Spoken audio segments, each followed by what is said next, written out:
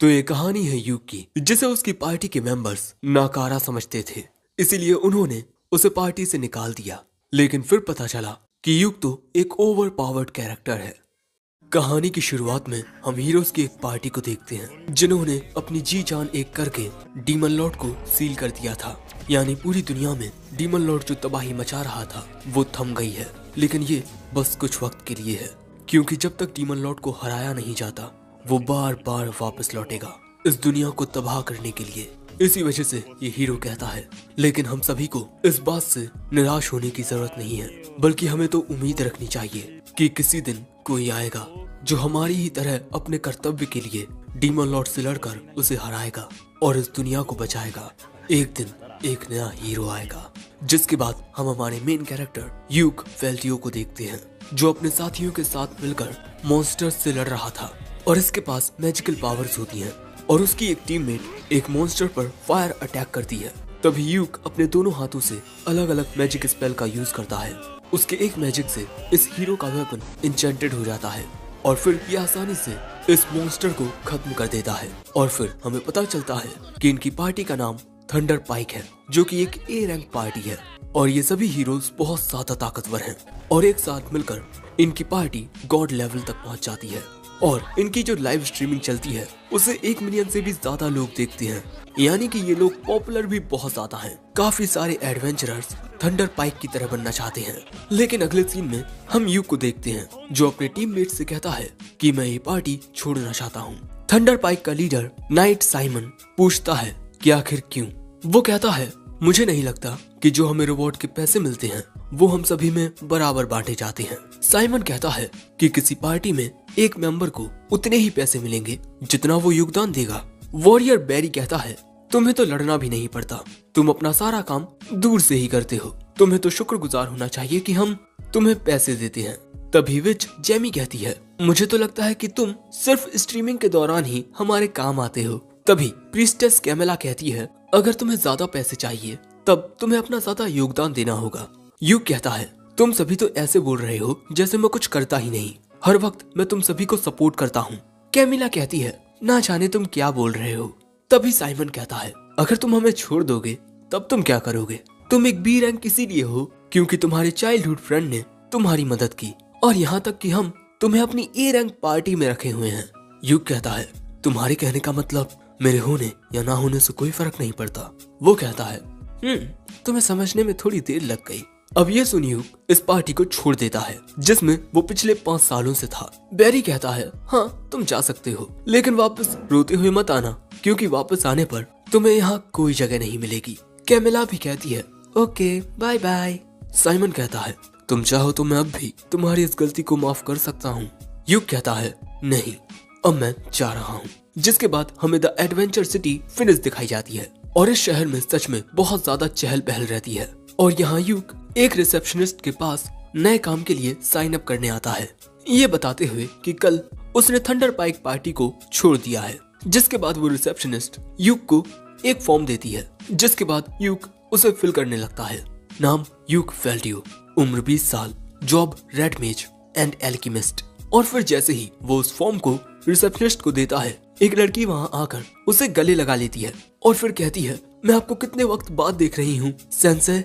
दोस्तों, ये लड़की स्वॉर्ड मेज मरीना है और यूक ने इसे एडवेंचरर प्रीलिमिनरी ट्रेनिंग में काफी सारी चीजें सिखाई हैं। यूक पूछता है, बाकी सब ठीक है ना? वो कहती है कि हाँ वो बिल्कुल ठीक है। फिर मरीना पूछती है कि आप यहाँ क्या कर रहे हो? वो बताता है कि वो ज्वाइन होने के लिए एक पार्टी ढूंढ रहा है। ये सुनते ही मरीना कहती है, तो आप मेरी पार्टी ज्वाइन कर लीजिए। जिसके बाद हम मरीना की पार्टी को यूक के साथ बैठा देखते हैं। यहाँ सिल्क नाम की ये लड़की कहती है, आप हमारी पार्टी को ज्वाइन करेंगे? क्या हम इस लायक हैं?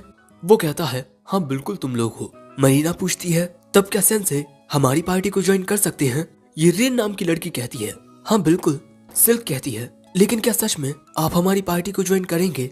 हम बस एक डी रैंक पार्टी हैं जो कुछ टाइम पहले ही बनी है और आप एक बी रैंक एडवेंचरर हो, हमारे साथ जुड़कर आपको ज्यादा फायदा नहीं होगा। यूक कहता है, यही जगह मेरे लिए बेहतर रहेगी, क्योंकि ए रैंक पार्टीज अक्सर हाई लेवल क्वेस्ट या डीप डंजन में जाते हैं और मैंने अपनी पिछली पार्टी के लिए इतनी ज्यादा मेहनत की थी कि मैं लगभग कर्जे में ही आ गया था। इसीलिए मुझे लगता है कि जो हमारे डी रैंक क्वेस्ट होंगे उनसे मुझे ज्यादा मुनाफा होगा। मरीना कहती है तो बस सब कुछ तय हो गया, सेंसे अब से हमारी पार्टी में है। सो वो कहता है कि मुझे सेंसे बुलाना बंद करो, आज से तुम तीनों मुझे युग बुला सकती हो। जिसके बाद ये तीनों युग को उसके नाम से बुलाती हैं। युग पूछता है तो वैसे आज तुम लोग क्या करने वाले हो? सिल्क बताती है कि हमने पेंटल अबेंडेंड माइन डंजियन से मैजिक आयरन ओर को कलेक्ट करने का क्वेस्ट लिया है।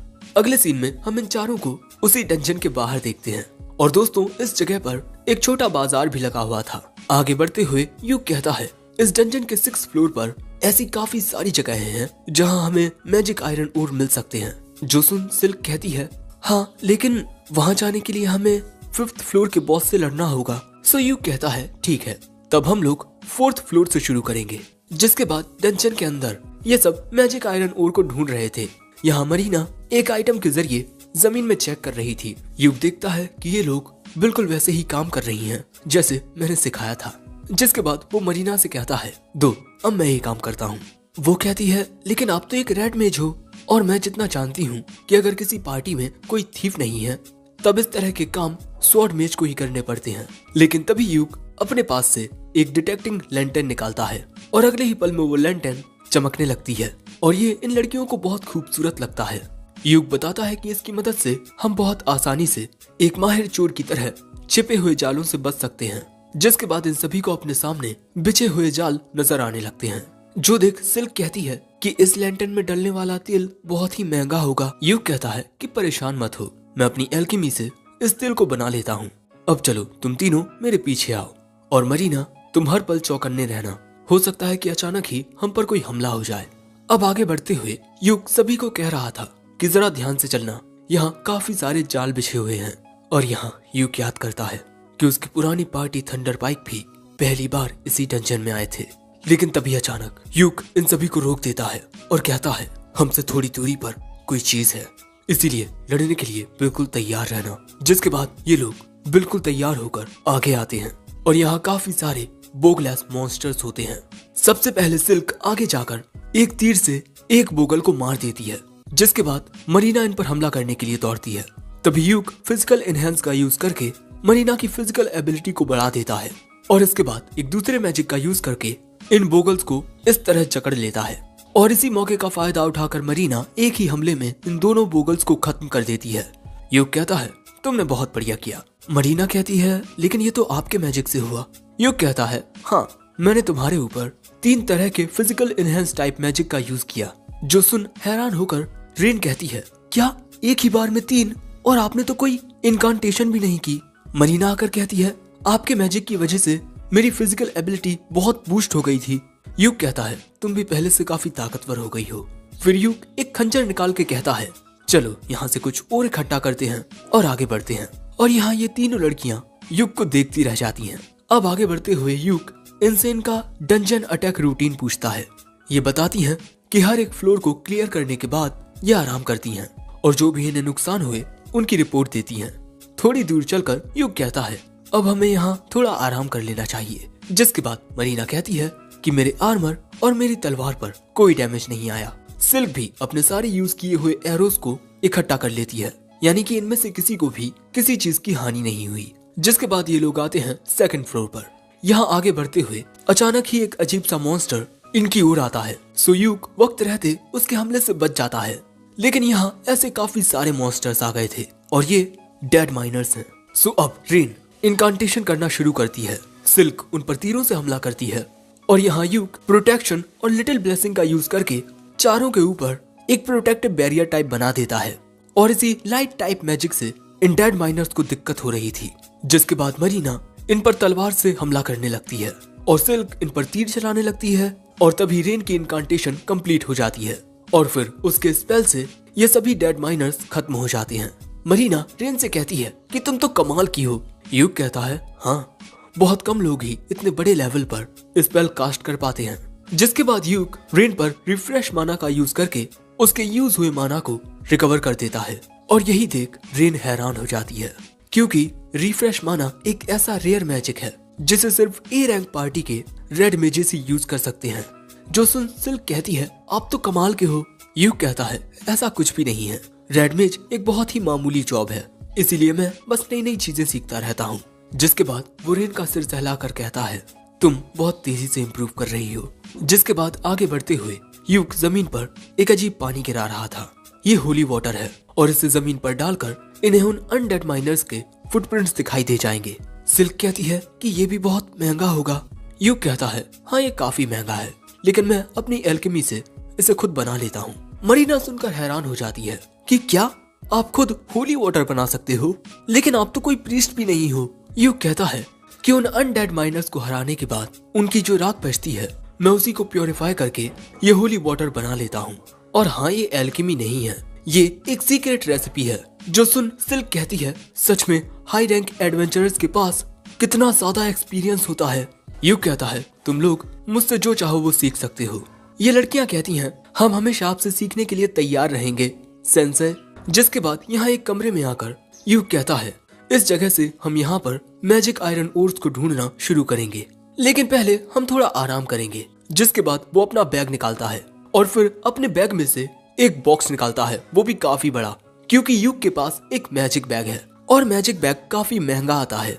अब यूक उसी डिब्बे में से खाने पीने का सामान निकालकर वही खाना बनाने लगता है। जो देख ये लड़कियां यूक से और भी ज्यादा इम्प्रेस हुई जा रही थीं। तभी यूक एक पॉट निकालता है और उस पॉट को चम्मच से ठकोने पर अचानक ही उसमें सूप क्रिएट हो जाता है, जिसमें से काफी अच्छी खुशबू आ रही थी। और ये लड़कियां तो बस ये देखती ही रह जाती हैं। रेन पूछती है कि ये क्या है। दोस्तों, रेन को आर्टिफैक्ट से बहुत प्यार है। यूक बताता है कि उसे ये pot Orius royal castle dunes dungeon में मिला था। इसे सूप स्टॉक कहते हैं, लेकिन ये टूटा फूटा था और इसे ठीक करवाने में यूक के काफी पैसे खर्च हुए थे। रेन कहती है, ये कितना अमेजिंग आर्टिफैक्ट है।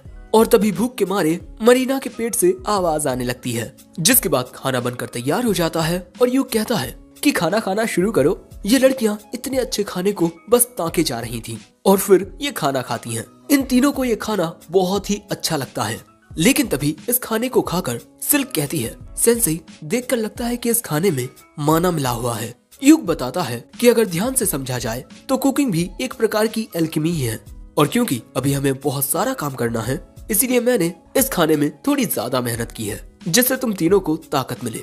लेकिन यूक की बात सुन सिल्क इसी बारे में सोचने लगती है, लेकिन उसे कुछ समझ नहीं आता। सुरेन कहती है कि तुम ज्यादा मत सोचो। जिसके बाद 4th फ्लोर में इनके सामने एक बहुत ही बड़ा मॉन्स्टर आता है। ये एक रॉक लिजार्ड है और दोस्तों इस जगह पर काफी सारे मैजिक आयरन ओर थे और ये सभी भी इस मॉन्स्टर से लड़ने के लिए तैयार थे। जैसे ही ये लिजार्ड इन पर हमला करने आता है, यूक अपने मैजिक से इसे स्लो कर देता है और अगले ही पल में मरीना अपनी फुल पावर के साथ उछलती है और अपने इन हैंड स्वॉर्ड के एक ही हमले से वो इस रॉक लिजार्ड को खत्म कर देती है।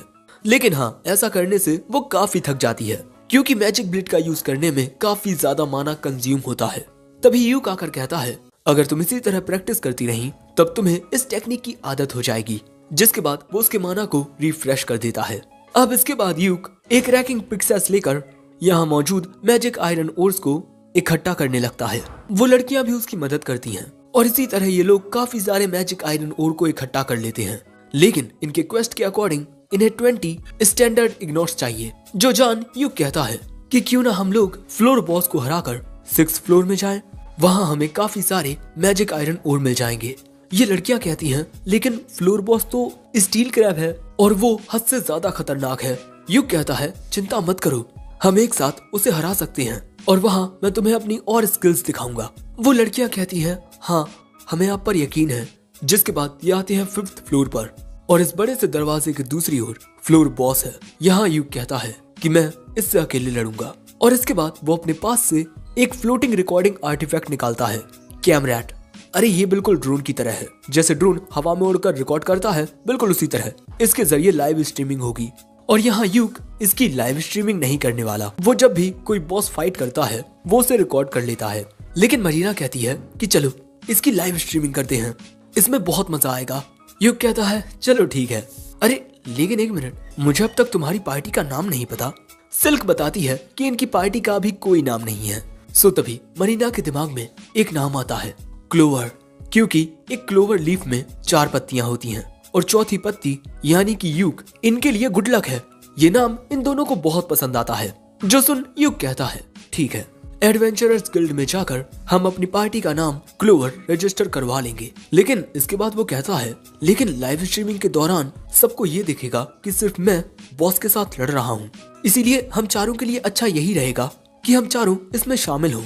लेकिन वो तीनों लड़कियां कहती हैं कि नहीं, आप ही कीजिए ये। जिसके बाद यूक एक ही बार में 3 स्पेल्स को कास्ट करता है और तभी लाइव स्ट्रीमिंग भी ऑन हो जाती है। जिसके बाद यूक फ्लोर बॉस का दरवाजा खोलता है, लेकिन जैसे ही वो अंदर आते हैं उनके सामने फ्लोर बॉस स्टील क्रैब आ जाता है। यूक उसकी ओर अकेला जा रहा होता है, तभी ये क्रैब उस पर हमला करता है। बिजली की रफ्तार के साथ उसके हमले से बचकर वो दूसरी ओर आ जाता है और इसके बाद एक साथ काफी सारे स्पेल्स को कास्ट करके वो इस स्टील क्रैब को अंदरूनी रूप से इंजर्ड करने लगता है, जिससे उस स्टील क्रैब को बहुत ज्यादा तकलीफ होने लगती है और यहाँ अब वो अंधा भी हो चुका है। और इसके बाद यूक ग्रेविटी स्पेल का यूज करता है और उसके ऐसा करने से ये स्टील क्रैब जमीन में धंसने लगता है, क्योंकि उसके ऊपर प्रेशर पड़ रहा था और पल भर में ही इस स्टील क्रैब की मौत हो जाती है। जिसके बाद यूक कहता है, हमारी इस लाइव स्ट्रीमिंग को देखने के लिए शुक्रिया। और उसकी स्ट्रीमिंग एंड होते ही मरीना आकर उसके गले लग जाती है और कहती है कि आप कितने ज्यादा अमेजिंग हो। बाकी लड़कियां भी आकर कहती हैं, हमें यकीन ही नहीं हुआ कि आपने एक ही बार में इतने सारे स्पेल्स कास्ट किए। रेन कहती है, मैंने आज से पहले एक ही बार में बिना इनकांटेशन के इतने सारे स्पेल्स को लगातार कास्ट करते हुए किसी को नहीं देखा। जिसके बाद यूक कहता है, इतने बड़े मॉन्स्टर को हराने का हमें काफी बड़ा रिवॉर्ड मिलेगा, मैं इसे अपने मैजिक बैग में रख लेता हूँ। जिसके बाद हम इसे गिल्ड में लेकर जाएंगे। लेकिन तभी सिल्क कहती है कि सेंसेई, यहाँ सारा काम आप ही कर रहे हैं। यूक कहता है, तो अगली बार हम एक साथ लड़ेंगे, क्योंकि ऐसे बहुत सारे काम हैं जिन्हें अकेले नहीं किया जा सकता। जिसके बाद इनके सामने आता है फ्लोर बॉस को हराने पर मिलने वाला ट्रेजर बॉक्स। जिसके बाद ये चारों एक साथ उस ट्रेजर बॉक्स को खोलते हैं और इसमें भैया बहुत सारे हीरे जवाहरात होते हैं, यानी कि बहुत सारी कीमती चीजें। और इसी तरह इनकी नई पार्टी क्लोवर ने अपना पहला क्वेस्ट कंप्लीट कर लिया और यहाँ युग भी काफी खुश होता है और यहीं एपिसोड 1 एंड हो जाता है। एपिसोड 2 की शुरुआत में हमें बताया जाता है कि इस दुनिया में जो एडवेंचरर्स होते हैं वो अपनी बैटल्स की लाइव स्ट्रीमिंग करते हैं और ये इस दुनिया में बहुत ज्यादा पॉपुलर है। या तो आप लाइव स्ट्रीमिंग देख सकते हैं या फिर बैटल्स के एडिटेड वर्जन देख सकते हैं। और इसी तरह अलग अलग पार्टीज को लड़ता हुआ देखकर लोग उन्हें उनकी पावर के अकॉर्डिंग क्वेस्ट देते हैं। यहाँ तक कि काफी सारी कंपनीज तो एडवेंचरर्स के द्वारा अपने प्रोडक्ट की मार्केटिंग भी करती हैं। और यहाँ हम देखते हैं कि कुछ एडवेंचरर्स यूक की लाइव स्ट्रीमिंग को ही देख रहे हैं कि यूक ने किस तरह एक स्टील क्रैब को हरा दिया और ये और भी लोगों को यूक की वो लाइव स्ट्रीमिंग दिखाते हैं। अगले सीन में हम एक घोड़ा गाड़ी को देखते हैं जिसमें हमारे हीरोज बैठे हुए थे। यूक यहाँ अपने बाकी टीम मेंबर्स से पूछता है, तो आप सभी को मेरा मुकाबला कैसा लगा? मरीना कहती है, आपकी वो फाइट बहुत ज्यादा अमेजिंग थी। सिल्क कहती है, हाँ उसका तो कोई जवाब ही नहीं था। रेन कहती है, खाना बहुत डिलीशियस था। लेकिन तभी युग पूछता है, तुम सभी को इस बात से कोई दिक्कत तो नहीं है कि मैं तुम्हारा टीचर रह चुका हूँ, लेकिन अब मैं तुम्हारा टीम मेंबर हूँ। मेरा रैंक और स्टेटस तुम तीनों से काफी अलग है। ये बात सुन सिल्क कहती है, तो क्यों ना आप हमारी पार्टी के लीडर बन जाएं, क्योंकि अब तक हमारी पार्टी के पास एक प्रॉपर लीडर नहीं है। यूक हैरान होकर कहता है कि क्या मैं? सिल्क कहती है, हाँ, और शायद भगवान की भी यही मर्जी थी, इसीलिए तो आप हमें मिले। अब इससे पहले कि यूक इन्हें कुछ कहता समझाता, मरीना और रेन सिल्क की बात से सहमत हो चुकी थी। सो अब यूक सोचने लगता है, लीडर बनकर मैं इन बच्चों की बेहतर तरीके से हिफाजत कर पाऊंगा। चलो ठीक है, मैं लीडर बनने के लिए तैयार हूँ, लेकिन अगर कभी भी तुम्हें ये लगे कि मैं लीडर बनने के लायक नहीं हूँ तो बस मुझे बता देना। और ये बात सुन ये तीनों बहुत खुश हो जाती हैं। दूसरी ओर हमें ओरियस रॉयल कैसल ड्यून्स के 4th फ्लोर पर यूक की फॉर्मर पार्टी थंडर पाइक को देखते हैं और इनके सामने काफी सारे डायल वुल्फ्स नाम के मॉन्स्टर्स थे और इनकी तादाद बहुत ज्यादा थी, इसीलिए इनका सामना करने में इन्हें दिक्कत आ रही थी। इसीलिए साइमन यूक की जगह लेने वाले बंदे से कहता है, हे तुम इन्हें रोको। लेकिन वो कहता है कि मैं ऐसा नहीं कर सकता। साइमन कहता है, मैंने आज से पहले इतने सारे डायल वुल्फ्स को एक साथ कभी नहीं देखा। ये नया लड़का कहता है, अगर तुम लोग इन्हीं का सामना नहीं कर पा रहे तो इतने आगे क्यों आए? तभी एक वुल्फ जेमी को पकड़ लेता है और उसे इंजर्ड कर देता है। तभी साइमन आकर जेमी की मदद करता है और कैमिला से जेमी को हील करने को कहता है, लेकिन कैमिला का माना खत्म हो चुका है। अब ये सुन साइमन कहता है, ये सब क्या हो रहा है, हमें आज यहाँ से लौटना होगा। जिसके बाद एक आराम करने की जगह पर आकर साइमन कैमिला से कहता है कि अगर तुम्हारे पास माना की कमी है तो माना पोशंस का यूज करो, लेकिन वो बताती है कि उसके पास कोई माना पोशंस नहीं है। यूक उन्हें हमेशा कैमिला को लाकर देता था, साथ ही इनके पास कोई भी हीलिंग पोशन नहीं होते क्योंकि वो भी यूक का काम था। अब यहाँ पर सिर्फ इस नए लड़के के पास एक हीलिंग पोशन होता है जो उसने अपने पैसों से खरीदा था। साइमन कहता है हमारा टीम मेंबर मर रहा है और तुम ऐसी बात कर रहे हो। वो पोशन देकर वो लड़का कहता है जब मैंने इस पार्टी को ज्वाइन किया तब तुम्ही ने कहा था कि हर एक मेंबर अपनी सप्लाईज के लिए खुद जिम्मेदार होगा, तभी कैमिला का थोड़ा माना रिकवर हो जाता है। दूसरी ओर हम इन चारों को देखते हैं जो अपने क्वेस्ट के पूरा होने पर पार्टी कर रहे थे और उस स्टील क्रैब के बदले में इन्हें काफी अच्छा प्राइस मिला है। और फिर वो सिल्क से पूछता है कि टीम मेंबर्स के बीच रिवॉर्ड्स को किस तरह डिवाइड किया जाता है। वो बताती है कि सारे पैसे उसी के पास रहते और सारे खर्चे भी वही उठाती, क्योंकि ये लोग काफी वक्त से अपना पार्टी बेस बनाने के लिए पैसे इकट्ठा कर रहे हैं, क्योंकि इस वक्त ये सभी होटल्स के रूम में रहते हैं। और हाँ दोस्तों, होटल्स को इनकी भाषा में इन कहते हैं। युग कहता है ठीक है, जैसा होता आया है वैसा ही करते हैं, सारे पैसों को पार्टी फंड में डाल देते हैं। और दोस्तों, इनसे थोड़ी ही दूरी पर हम थंडर पाइक को देखते हैं और यहाँ साइमन कहता है जब से हमारी पार्टी बनी है तब से हम इतनी बड़ी परेशानी में कभी नहीं फंसे। भगवान का शुक्र है कि वक्त रहते हमने जेनी को बचा लिया, और इस चीज का दोष सभी लोग इस नए लड़के को दे रहे हैं क्योंकि इसने हीलिंग पोशन को अपने पास रखा। इसका नाम कॉर्क है। कॉर्क कहता है कि डायल बुल्फ्स तुम्हारी गंध को सूंघ सकते हैं, इसलिए उनकी ओर जाते हुए सबसे पहले तुम्हें बीस्ट रिपेलेंट स्पेल का यूज करना चाहिए था। साइमन कहता है अगर तुम ये पहले से जानते थे तो तुमने हमारे लिए वो स्पेल कास्ट क्यों नहीं किया। तुम्हारी ही वजह से आज का हमारा मिशन फेल हुआ है। सो कॉर्क कहता है अगर ऐसी बात है तो ठीक है, मैं ये पार्टी छोड़ता हूँ। लेकिन तभी युग को ये आवाज सुनाई देती है। वो पीछे मुड़कर देखता है तो उसे यही सब दिखाई देते हैं। तभी मरीना कहती है सिल्क अब हम कल क्या करने वाले हैं। सिल्क कहती है ये तो अब हमें हमारे नए लीडर ही बताएंगे। युग बताता है कि कल उसे काफी कुछ खरीदना है, साथ ही अनडेड माइनर्स की राख से होली वाटर भी बनाना है। तो हम सभी परसों सुबह एडवेंचरर्स गिल्ड में मिलेंगे और फिर डिसाइड करेंगे कि हमें क्या करना है। वो लड़कियां कहती हैं ठीक है। तभी अचानक गिल्ड में युग की लाइव स्ट्रीमिंग टेलीकास्ट होने लगती है क्योंकि इसे हर कोई देख रहा है और थोड़ी ही देर में इस पे काफी सारे व्यूज आ गए हैं। यहाँ युग के बारे में ही बताया जा रहा है कि इस रेड मेज ने कितनी आसानी से इस स्टील क्रैब को हरा दिया। युग कहता है कि अरे बच्चे देख रहे होंगे ये लाइव स्ट्रीमिंग। मरीना कहती है आप कुछ भी कहो लेकिन आप बहुत ताकतवर हो। जिसके बाद स्ट्रीमिंग में युग की क्लोवर पार्टी के बारे में भी बताया जाता है कि ये एक नई पार्टी है और थंडर पाइक भी इस स्ट्रीमिंग को देख लेती है। साइमन कहता है उस कमीने ने एक लो रैंक पार्टी को ज्वाइन करके वहाँ अपना दबदबा बना लिया है। दूसरी ओर ये सभी लड़कियां युग की तारीफ कर रही थीं कि उसी की वजह से आज हम यहाँ सेलिब्रेट कर रहे हैं। और ये बात सुन युग इमोशनल हो जाता है और ये लोग ऐसे ही पार्टी करते रहते हैं। लेकिन तभी हम देखते हैं कि कोई आदमी युग की पार्टी को घूरे जा रहा था और इसका नाम सालास है। तो हम इसे साला कहेंगे, बीबी का भाई वाला साला नहीं बल्कि वो वाला साला। अब अगले दिन हम युग को देखते हैं जो ना जाने क्या देख रहा था।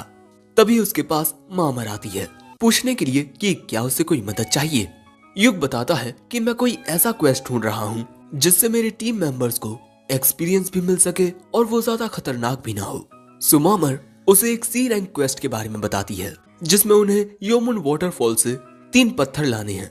युग कहता है कि ये तो बहुत ही आसान क्वेस्ट है, इसे तो कोई डी रैंक का अकेला बंदा भी कर लेगा और मेरी पार्टी की लड़कियां एक साथ मिलकर एक बी रैंक मिशन कर सकती हैं। मामर बताती है कि उस वाटरफॉल के पास कोई खतरनाक मैजिकल बीस्ट रहता है।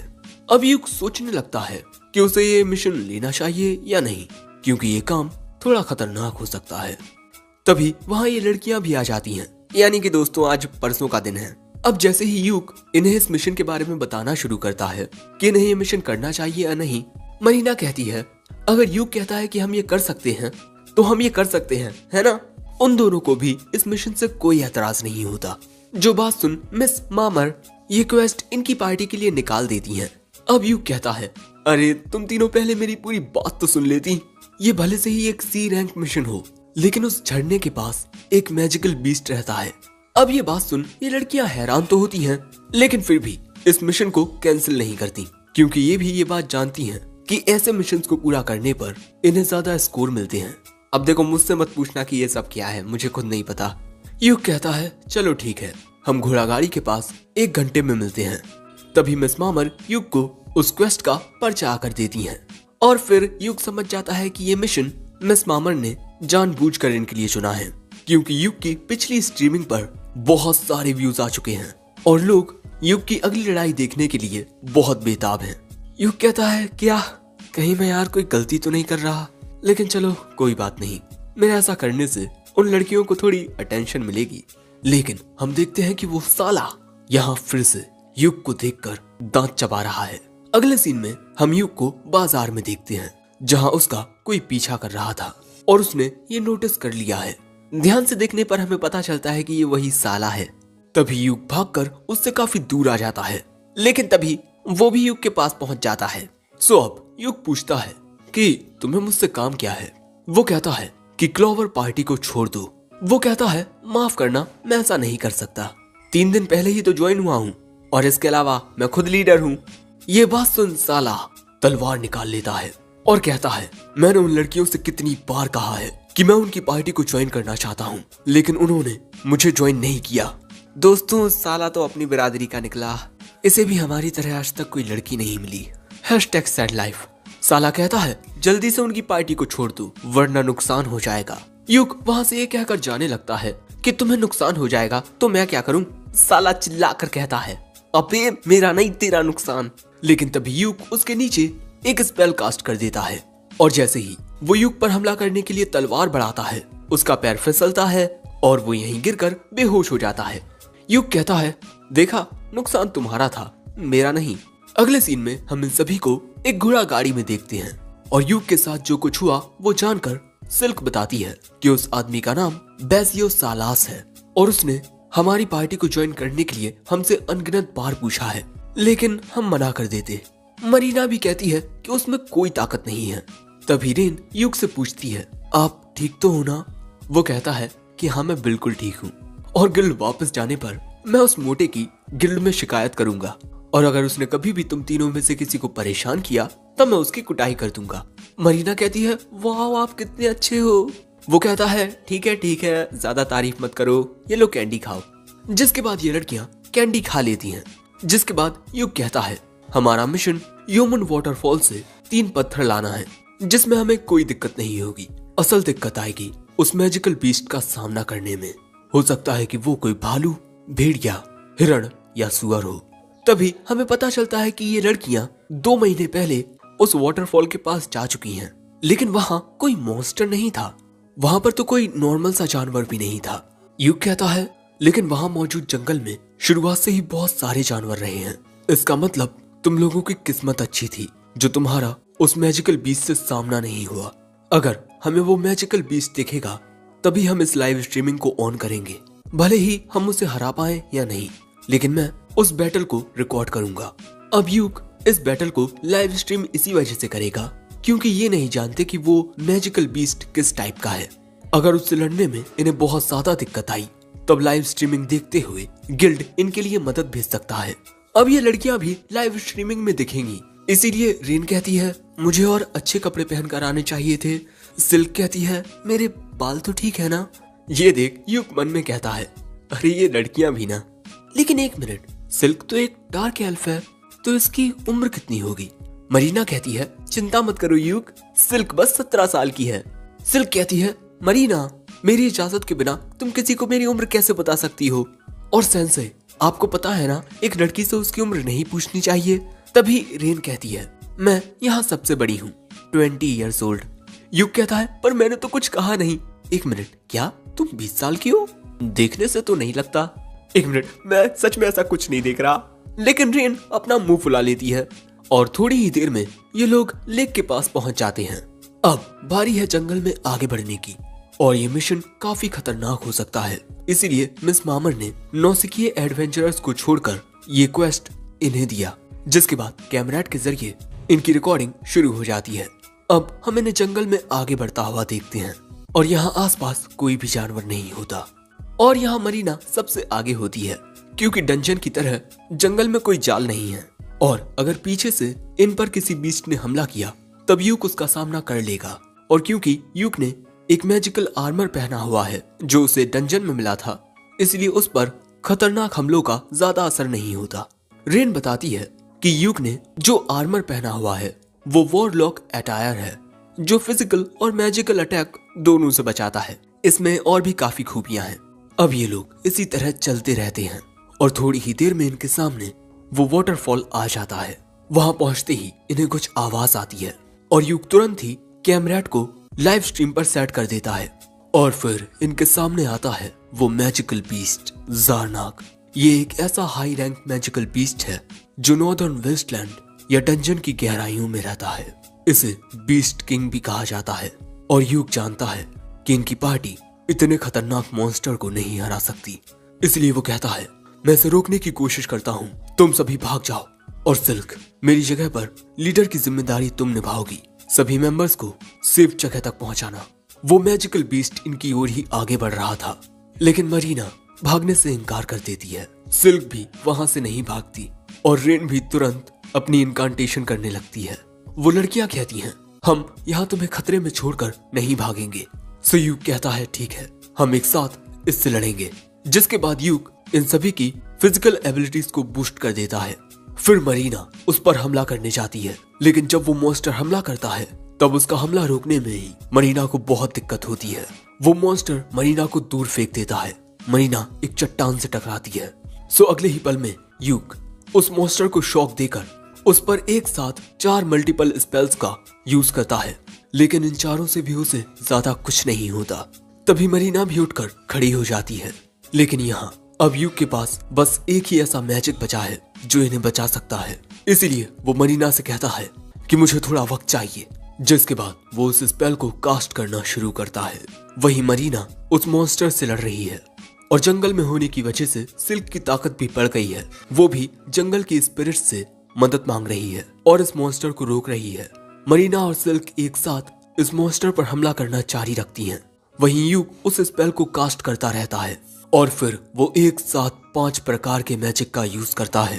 प्रिस्मैटिक मिसाइल, और ये हमला बहुत ही ज्यादा हाई लेवल का होता है। यूक इस हमले को रिलीज करता है और ये हमला सीधा जाकर उस मॉन्स्टर में लगता है और यहीं यह एपिसोड एंड हो जाता है। एपिसोड 3 की शुरुआत में हम देखते हैं कि यूक अपने ग्रेड 5 मैजिक प्रिस्मैटिक मिसाइल का यूज करता है और यह हमला सीधा उस मैजिक बीस्ट ज़ारनाक में जाकर लगता है। लेकिन शुरुआत में देखने पर ऐसा लगता है कि जैसे यूक के उस हमले से ज़ारनाक को कुछ नहीं होता और अब तो यहाँ यूक भी बहुत ज्यादा थक चुका है और तभी ये ज़ारनाक इन पर हमला करने के लिए चाहता है। लेकिन अगले ही पल में उसके मुंह से बहुत सारा खून बहने लगता है और तभी रेन भी ग्रेड 5 मैजिक थंडरबोल्ट का यूज करती है जिसमें आसमान से बहुत खतरनाक बिजली ज़ारनाक पर आकर गिरती है और इससे एक बहुत ही बड़ा धमाका होता है। लेकिन इन सब के बावजूद भी ज़ारनाक जिंदा था। जो देख यूक तुरंत मरीना को इस ज़ारनाक का सिर काटने को कहता है। जिसके बाद मरीना इसकी ओर दौड़ते हुए जाती है और तभी यूक भी अपने एक स्पेल क्रिटिकल वेपन का यूज करता है जिससे मरीना की तलवार एक मैजिक ब्लेड बन जाती है और फिर वो उस मैजिक बीस्ट की ओर जाकर उस पर अपना हमला करती है। जिसके बाद हम देखते हैं कि आसमान से काले बादल छटते हैं और सूरज की किरणों के साथ ही द मैजिक बीस्ट ज़ारनाक खत्म हो जाता है। उसका सिर उसके धड़ से अलग हो चुका था। आखिरकार दोस्तों इन सभी ने एक साथ मिलकर मैजिक बीस्ट ज़ारनाक को हरा दिया। जिसके बाद यूक लाइव स्ट्रीम देख रहे सभी लोगों से कहता है इस लाइव स्ट्रीमिंग को देखने के लिए शुक्रिया। जिसके बाद हम देखते हैं कि राज्य में चारों ओर इन लोगों की ही लाइव स्ट्रीमिंग चल रही थी और ये लाइव स्ट्रीमिंग साइमन भी देख रहा था और यहाँ पर यूक की टीम की बहुत तारीफ हो रही थी जो देखकर साइमन को जरा भी अच्छा नहीं लग रहा था। वहीं दूसरी ओर हमारे यूक ने तो बहुत सारा माना खर्च कर दिया है लेकिन उस मैजिक बीस्ट को हराने के बाद ये लड़कियां बहुत खुश होती हैं। जिसके बाद यूक कहता है तुम तीनों ने बहुत अच्छा किया लेकिन हाँ मैं बाद में तुम तीनों को लेक्चर दूंगा। पर तभी रेन कहती है कि लेक्चर तो मैं आपको दूंगी, आप हमें इस जगह से भगाकर अपने आप को सेक्रीफाइस करने वाले थे, है ना? जिसके बाद मरीना और सिल्क भी कहती हैं कि वो दोनों भी कुछ शिकायतें करना चाहती हैं। जो बात सुन यूक कहता है ठीक है लेकिन मैं तुम्हें बता दूं कि इस बार हम इस मैजिक बीस्ट से सिर्फ और सिर्फ लक के जरिए जीत पाए हैं। लेकिन अगले ही पल में वो तीनों यूक को घूरने लगती हैं सो युग कहता है ठीक है, हम इस लाइव स्ट्रीम को अच्छे से रिव्यू करेंगे, ओके। जिसके बाद दोस्तों इनके सामने होती है एक बहुत ही खूबसूरत झील, और क्योंकि लड़ते हुए ये लड़कियां काफी ज्यादा गंदी हो गई हैं, इसीलिए युग इन तीनों से नहाने के लिए कहता है और थोड़ा आराम करने के लिए युग दूसरी ओर जाकर एक कैंप लगाएगा। जिसके बाद हम इन तीनों को नहाते हुए देखते हैं और दूसरी ओर युग जो कि कैंप लगाने की तैयारी कर रहा है, तभी वो यहाँ कहता है कैंपिंग, हाँ पुरानी यादें ताजा हो गई। फिर हमें 6 महीने पहले का एक सीन दिखाया जाता है जब युग को इन तीनों लड़कियों को पढ़ाने लिखाने की जिम्मेदारी मिली थी और इनके मिशन के पूरा होते हुए इन्हें शाम हो जाती है। जाते वक्त युग कहता है कि तुम तीनों आराम से इस टेस्ट में पास हो जाओगी, लेकिन तुम तीनों को ही कहीं ना कहीं खुद को इम्प्रूव करने की जरूरत है। जैसे सिल्क तुम कुछ ज्यादा ही केयरफुल होती हो, मरीना तुम सिचुएशन को ना समझकर उसे बिल्कुल नजरअंदाज कर देती हो, और रेन तुम्हें खुद में थोड़ा और कॉन्फिडेंस होना चाहिए, लेकिन जितनी तुम लोगों की काबिलियत है वो देखकर जरूर से तुम तीनों को डी रैंक एडवेंचरर लाइसेंस मिल जाएगा। जो बात सुन ये तीनों खुश हो जाती हैं। जिसके बाद ये सभी एक साथ मिलकर कैंप लगाते हैं और यहाँ मरीना कहती है कि वो डिनर बनाएगी। इन लोगों ने कुछ देर पहले एक रैबिट का शिकार किया था, उसी से मरीना रैबिट सूप बनाएगी। जिसके बाद रेन अपने मैजिक का यूज करके पानी को क्रिएट करती है और इसके बाद वो लकड़ियों में आग भी लगा देती है। और इन तीनों को एक साथ इतने अच्छे से काम करता हुआ देख युग मन में कहता है ये तीनों एक बहुत ही बेहतरीन पार्टी बनेगी और हो सकता है कि 2-3 सालों में ये थंडर पाइक से भी आगे निकल जाएं। मैं दुआ करूंगा कि तुम तीनों की ये एडवेंचरिंग जर्नी खुशियों से भरी रहे। और अब प्रेजेंट में युग कहता है मैंने कभी नहीं सोचा था कि मैं भी उनकी पार्टी का एक हिस्सा बन जाऊंगा। जिंदगी में चीजों का अंदाजा लगाना बहुत मुश्किल होता है। अब इसके कुछ दिन बाद हम इन चारों को गिल्ड में देखते हैं, क्योंकि इन्हें गिल्ड मास्टर ने अर्जेंट बुलाया है और शायद इसकी वजह मैजिक पीस सारनाग है, क्योंकि उसे हराने के लिए एक बी रैंक पार्टी लगती, लेकिन गिल्ड ने उस क्वेस्ट को एक डी रैंक पार्टी को दे दिया। हो सकता है कि सारनाग को हराने के लिए वो हमें शुक्रिया कहें, लेकिन साथ ही ये भी हो सकता है कि हमें कई बातें सुनने को मिल जाएं। और तभी वहाँ आते हैं फिनिश एडवेंचरर्स गिल्ड के गिल्ड मास्टर फैनवुड, उनके साथ मामर भी थी। और फिर वो इन चारों के पास आते हैं और फिर जरा गुस्से में युग से कहते हैं मुझे सारी जानकारी डिटेल में दो। युग कहता है मैं सब कुछ पहले ही डिटेल में रिकॉर्ड कर चुका हूँ। बेनवुड कहते हैं मैं उस लाइव स्ट्रीमिंग की बात नहीं कर रहा, मैं जानना चाहता हूँ कि इस मैटर पर तुम्हारे विचार क्या हैं। सो अब युग कहता है मिस्टर वेनवुड हम पर इस तरह तीखी नजरों से दबाव डालना बंद कीजिए, से ये तीनों डर रही हैं। और अगर आपको बात सिर्फ मुझसे ही करनी थी तो आपको सिर्फ मुझे बुलाना चाहिए था ना। तभी सिल्क युग से कहती है आप इस तरह गिल्ड मास्टर से बात मत कीजिए, लेकिन तभी गिल्ड मास्टर अच्छे से कहते हैं मैं देखकर खुश हूँ कि अब तुम पहले के जितने विनम्र नहीं रहे। युग कहता है वैसे आप ऐसा चेहरा क्यों बनाते हैं जिसे देखकर लोग डर जाएं। फिर इसके बाद ये सभी बैठ जाते हैं और अब गिल्ड मास्टर पूछते हैं तो अब बोलो युग तुम्हें इस बारे में क्या लगता है। युग कहता है ये शायद से ओवरफ्लो है और इसे तुरंत इन्वेस्टिगेट किया जाना चाहिए। ये बात सुनते ही हम देखते हैं कि मामर गिल्ड मास्टर के कहने पर एक इमरजेंसी इन्वेस्टिगेशन क्वेस्ट गिल्ड में रख देती है। तभी मरीना पूछती है कि ओवरफ्लो क्या है। युग बताता है कि जब खतरनाक मॉन्स्टर्स डंजन की गहराइयों से बाहर निकलने लगते हैं तब इसे ओवरफ्लो कहते हैं। ओ तो ये है ओवरफ्लो, अब तक तो हम सिर्फ एक ही ओवरफ्लो को जानते थे। Back to the story. तभी गिल्ड मास्टर बताते हैं कि डंजन में जो माना होता है वो मॉन्स्टर्स को डंजन में ही कैद रखता है, पर कभी कभार उस माना में कुछ दरारें पड़ जाती हैं और मॉन्स्टर्स डंजन से बाहर निकलने लगते हैं। और अगर ये बात सच हुई कि ओवरफ्लो हुआ है तो मॉन्स्टर्स चारों ओर हड़कंप मचाने लगेंगे जिसे स्टैम्पीड कहते हैं। जिसके बाद गिल्ड मास्टर कहते हैं हम ये इन्वेस्टिगेशन संभाल लेंगे, लेकिन यहाँ मैं आप सभी से माफी मांगना चाहता हूँ कि आप सबको एक बहुत ही बड़े खतरे का सामना करना पड़ा। जिस पर ये तीनों लड़कियां कहती हैं आप माफी मत मांगिए, युग के हमारे साथ होने की वजह से हमें वहाँ कोई भी दिक्कत नहीं हुई। पर तभी गिल्ड मास्टर कहते हैं मैंने खुद वो लाइव स्ट्रीमिंग देखी, युग के अलावा तुम तीनों भी बहुत काबिलियत रखती हो और यही काबिलियत देखकर मैं तुम सभी को सी रैंक में प्रमोट करना चाहता हूँ। जो बात सुन ये लड़कियां बहुत खुश हो जाती हैं, लेकिन युग को हम थोड़ा परेशान देखते हैं। सो गिल्ड मास्टर कहते हैं कि इसका फैसला सभी गिल्ड ब्रांचेस ने एक साथ लिया है और आखिर इनकी पार्टी में एक ए रैंक एडवेंचरर युग जो है। युग कहता है माफ करना पर मैं बी रैंक हूँ। गिल्ड मास्टर कहते हैं मैंने अपनी आंखों से तुम्हें प्रीस्मेस्टिक मिसाइल इस स्पेल का यूज करते हुए देखा। ये एक नए टाइप का मैजिक है जिसका इस्तेमाल अभी तो कोई और नहीं कर सकता और इसीलिए कॉन्ग्रेचुलेशंस युग, आज से तुम एक ए रैंक एडवेंचरर हो। जो सुन युग को ज्यादा कुछ समझ नहीं आता पर ये तीनों उसके लिए बहुत ज्यादा खुश होती हैं। जिसके बाद ये चारों रेस्टोरेंट में आकर अपनी इसी जीत का जश्न मनाने लगते हैं, क्योंकि अब ये तीनों लड़कियां सी रैंक में आ चुकी हैं और यूक ए रैंक पर, और इनके मिशन से इन्हें काफी बड़ा रिवॉर्ड भी मिला है, जो कि इन चारों को इनका खुद का बेस खरीदने में बहुत मदद आएगा। ये तीनों लड़कियां देखकर हैरान हो जाती हैं कि ये थैली तो सोने के सिक्कों से चमक रही है। यूक बताता है कि ये एक बी रैंक क्वेस्ट था, जिस वजह से इनका रिवॉर्ड भी बढ़ा है। साथ ही यूक ने उस मैजिक बीस्ट सारनाग की जो बॉडी थी वो भी काफी अच्छे दाम पर बेच दी है।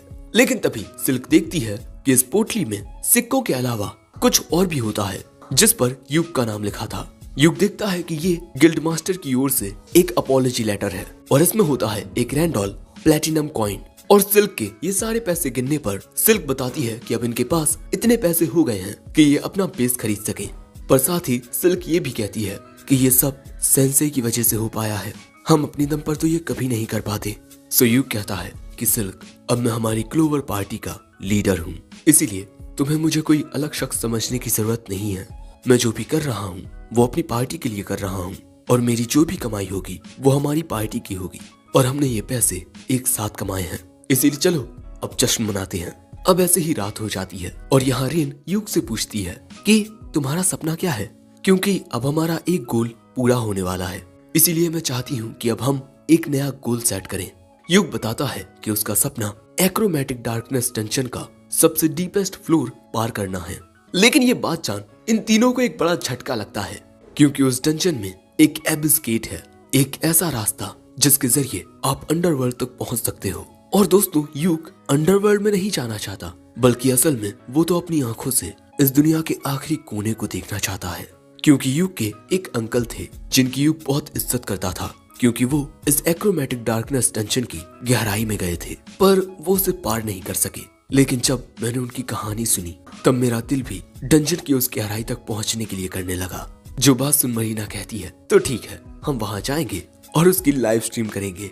लेकिन यूक बताता है कि ये इतना आसान नहीं है, क्योंकि एक्रोमैटिक डार्कनेस डंजन में जाने के लिए गवर्नमेंट की परमिशन लगती है। साथ ही वहां जाने के लिए आपकी पार्टी का ए रैंक होना जरूरी है। पर यूक का सपना जान सिल्क कहती है कि आपका सपना तो बहुत ही फैंटास्टिक है। रेन कहती है अब यही हमारा नेक्स्ट गोल होगा।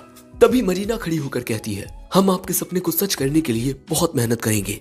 और अब तो भैया इन तीनों लड़कियों की आंखों में बहुत चमक आ गई है, जो देख यूक भी अब इनसे कुछ नहीं कह पाता। और अब वो कहता है कि ठीक है, एक दिन हम सभी एक साथ एबिस गेट को देखेंगे। और फिर ये चारों चीयर्स करते हैं। वहीं अगले दिन हम फिर से देखते हैं कि गिल्ड में बस क्लोवर पार्टी की लाइव स्ट्रीमिंग ही चल रही है, जो अब एक नया मिशन कर रहे थे, जहां हम देखते हैं कि यूक की पार्टी एक मॉन्स्टर को हराने की कोशिश कर रहे हैं, जो कि एक बड़ा सा कर्स हैंड होता है। सिल्क अपने मैजिक का यूज करके इस हाथ को जकड़ लेती है और फिर रेन लाइटनिंग मैजिक का यूज करके इस हाथ पर हमला करती है, जिसके बाद यूक एक स्क्रोल मैजिक का यूज करता है, जिससे जमीन से नुकीले कांटे निकलकर इस हाथ में घुस जाते हैं। और इसी तरह ये सभी एक साथ मिलकर इसे हराने में कामयाब हो जाते हैं। और आखिर में यूक कहता है हमारी लाइव स्ट्रीमिंग देखने के लिए शुक्रिया। और अब इनकी पार्टी कुछ ज्यादा ही पॉपुलर होती जा रही है, जो देख साइमन को काफी गुस्सा आ रहा था। यहाँ बैरी कहता है यूक उस लो रैंक पार्टी में जाने के बाद कुछ ज्यादा ही होशियार बन रहा है। तभी साइमन बताता है कि कुछ वक्त पहले यूक ए रैंक पर प्रमोट हो चुका है। और यहाँ मैं यूक के बारे में सोचना नहीं चाहता, लेकिन हमारी पार्टी की हालत दिन ब दिन बिगड़ती जा रही है। हमारे साथ जो भी नया मेंबर जुड़ता है वो ज्यादा वक्त तक टिक नहीं पाता। और दोस्तों, अब जेनी भी इनके साथ ज्यादा टाइम रहती नहीं, यहाँ तक कि जब ये किसी मिशन को करने जाते हैं तब जेनी की वजह से अब इन्हें दिक्कत होने लगी है। दूसरी ओर हम जेनी को देखते हैं, जो कि एक अंधेरे कमरे में यूक की लाइव स्ट्रीमिंग को देख रही थी। जिसके बाद हम बैरी को देखते हैं, जो एक मेट से पीने के लिए और शराब मंगवाता है। और फिर साइमन से कहता है हम उसे वापस आने के लिए क्यों नहीं कहते, क्योंकि मुझे अब लगता है कि उसी की वजह से हमारी पार्टी एक साथ रहती थी। कैमिलिया भी कहती है कि जब वो हमारे साथ था तब हमारे क्वेस्ट भी फेल नहीं होते थे। सो अब यहाँ साइमन भी कह देता है कि शायद से वो सच में हमारे लिए काफी काम का था। बैरी कहता है पैसे की कमी की वजह से उसने हमारी पार्टी को छोड़ा, हम जेमी के हिस्से का कुछ पैसा उसे देने लगेंगे, क्योंकि अब जेमी हमारे लिए इतनी काम की नहीं रही। साइमन कहता है तुम सही कह रहे हो। जिसके बाद हम टाउन में रात के वक्त यूक और उसकी पार्टी को उनके मिशन से वापस आता हुआ देखते हैं। और क्योंकि ये सभी चलकर आए हैं, इसीलिए इन सभी को रात हो गई है। लेकिन इन लड़कियों को वक्त का पता भी नहीं चला, क्योंकि यूक इन्हें अपने मिशन की कहानियां सुनाते हुए आ रहा था। वैसे अब इन्हें गिल्ड में जाकर अपने क्वेस्ट के कंप्लीट होने की रिपोर्ट गिल्ड में देनी होगी। लेकिन तभी मरीना कहती है, मुझे ऐसा लगता है कि यूक आप और मिस मामर एक दूसरे के साथ कुछ ज्यादा ही जचते हो। यूक कहता है, मैं उसे बहुत वक्त से जानता हूँ, वो गिल्ड में सारे एम्प्लॉयज में सबसे ज्यादा सिंसियर है। और इसके अलावा तुम सभी मामर के बारे में अगर कुछ जानना चाहते हो तब तुम्हें अपने पेरेंट्स की जनरेशन के एडवेंचरर्स से उसके बारे में पूछना चाहिए, पर तुमने मेरे और मामर के बारे में ऐसा क्यों कहा? रेन कहती है, क्योंकि मरीना जेलस है। मरीना कहती है, नहीं ऐसा कुछ नहीं है। लेकिन जैसे ही ये लोग गिल्ड के पास पहुंचते हैं, वहाँ यूक का इंतजार कर रहा था साइमन। उसे देख यूक इन तीनों को गिल्ड में पहले अंदर जाने को कहता है। अब इन तीनों के यहाँ से जाने के बाद यूक पूछता है, तुम यहाँ क्या कर रहे हो साइमन? साइमन कहता है, मैं तुमसे कुछ बात करने आया हूँ, चलो पीते हुए बात करते हैं। लेकिन यूक वहाँ से ये कहकर जाने लगता है कि माफ करना, मैं काफी थका हुआ हूँ। पर तभी साइमन उसे रोक कर कहता है, कैसा रहेगा अगर तुम थंडर पाइक में वापस आ जाओ? और दोस्तों, इनकी ये बातें ये तीनों लड़कियां दरवाजे पर कान लगाकर सुन रही हैं। साइमन यहाँ कहता है, यूक मैं तुम्हें बचपन से जानता हूँ, तुम्हारा सपना क्या है वो भी जानता हूँ। तुम हम सभी के साथ इस दुनिया के आखिरी कोने में जाना चाहते थे ना, और अब तुम भी एक ए रैंक एडवेंचरर बन चुके हो। अगर तुम वापस थंडर पाइक में आना चाहते हो तो मैं इसके लिए राजी हूँ। लेकिन यूक कहता है, माफ करना, आई एम नॉट इंटरेस्टेड, क्योंकि अब मैं क्लोवर का लीडर बन चुका हूँ। और इसके अलावा तुम क्यों चाहते हो कि मैं तुम्हारी पार्टी में वापस आ जाऊं? तुमने तो कह दिया था ना कि मेरे बगैर भी तुम्हें कोई दिक्कत नहीं होगी। साइमन कहता है, नहीं, तुम्हारे बिना हमें बहुत दिक्कत हो रही है, इसीलिए मैं चाहता हूँ कि तुम थंडर पाइक में वापस आ जाओ और अपनी जिम्मेदारियां फिर से उठाओ। पर यूक कहता है, इतने लंबे वक्त तक मेरी बेइज्जती करने के बाद तुम्हें ऐसा क्यों लगता है कि मैं तुम्हारी बात मानूंगा? भले से ही हम बचपन से दोस्त हैं, लेकिन मैं अब थंडर पाइक में वापस नहीं आने वाला। साइमन कहता है, वो लो रैंक की लड़कियां बस आगे बढ़ने के लिए तुम्हारा इस्तेमाल कर रही हैं। पर यहाँ से जाते हुए यूक कहता है, इस्तेमाल तो मेरा तुम लोग कर रहे थे। अब यूक के ऐसे बर्ताव से साइमन को बहुत गुस्सा आता है, लेकिन यहाँ साइमन पर साला की नजर पड़ जाती है। अब भैया यहाँ इन तीनों ने इनकी पूरी बातें सुन ली हैं। मरीना यूक से चिपक कर कहती है, क्या तुम हमें छोड़ दोगे? यूक कहता है, नहीं, मैं तुम लोगों को छोड़कर नहीं जाऊंगा। अब इसके बाद वो इन्हें सही से समझाता है, मैं क्लोवर पार्टी का लीडर हूँ, मैं इस पार्टी को छोड़कर नहीं जा सकता। जो बात सुन ये लड़कियां खुश हो जाती हैं, और इसके बाद ये अपने मिशन के कंप्लीट होने की रिपोर्ट को मिस मामर को देने के लिए यूक को इस तरह खींच कर ले जाने लगती हैं। और इसी के साथ ये एपिसोड यहीं एंड होता है। एपिसोड 5 की शुरुआत में यूक इन सभी को बताता है कि इन्हें अर्थियस की ओर से एक स्पेशल रिक्वेस्ट आई है। दोस्तों, अर्थियस क्वाल्टो में मौजूद सबसे बड़ी इक्विपमेंट वर्कशॉप है और वो बहुत ज्यादा पॉपुलर भी है। यही जानकर सिल्क पूछती है कि उन्होंने आखिर हमें क्यों चुना। जो सुन आइक उन्हें एक पेपर दिखाता है जिस पर लिखा था कि a new style for lady adventurers. यूक बताता है कि तुम तीनों उनके द्वारा बनाए गए लेटेस्ट आर्मर को पहनकर डंजन में जाओगी और मॉन्स्टर्स से फाइट करोगी, जिससे लाइव स्ट्रीमिंग के जरिए उनके इक्विपमेंट प्रमोट हो पाएंगे। यानी कि ये तीनों यहाँ मॉडल्स की तरह काम करेंगी। और क्योंकि इस बारे में इन्हें यूक बता रहा है, इसीलिए ये तीनों ऐसा करने के लिए तैयार भी हो जाती हैं। साथ ही अर्थियस के द्वारा दिए गए जिन आर्मर को पहनकर ये डंजन में जाएंगी वो आर्मर इन्हीं के हो जाएंगे, यानी कि इन्हें रिवॉर्ड के पैसे और आर्मर दोनों ही मिल जाएंगे। इसीलिए अब द क्लोवर का नेक्स्ट क्वेस्ट है अर्थियस के द्वारा दिए गए आर्मर को पहनकर डंजन में जाना। और जिस डंजन में ये लोग जाने वाले हैं वो थोड़ा दूर है, लेकिन क्वाल्टो में अर्थियस के ही पास है, द आयरन र्यून्स डंजन। जिसके बाद हमें उस डंजन का सीन दिखाया जाता है और यहाँ पर यूक आ चुका था। दोस्तों, यूक थंडर पाइक के साथ यहाँ उसके शुरुआती दिनों में आ चुका है। तभी वहाँ पर अपने नए कॉस्ट्यूम पहनकर ये तीनों लड़कियां भी आ जाती हैं। सबसे पहले हम सिल्क का आर्मर देखते हैं, फिर मरीना का और फिर रेन का। ये तीनों पूछती हैं, ये हम पर कैसे लग रहे हैं? यूक कहता है, तुम तीनों इनमें बहुत प्यारी लग रही हो। जो बात सुन ये तीनों खुश हो जाती हैं। दोस्तों, यहाँ सिल्क को उसका नया धनुष भी मिला है। साथ ही मरीना का आर्मर काफी मजबूत और काफी हल्का है। साथ ही रेन को उसके ये नए आर्टिफैक्ट्स बहुत ज्यादा पसंद आए हैं। तभी मरीना कहती है कि ये आर्मर देने के अलावा वो हमें पैसे भी देंगे।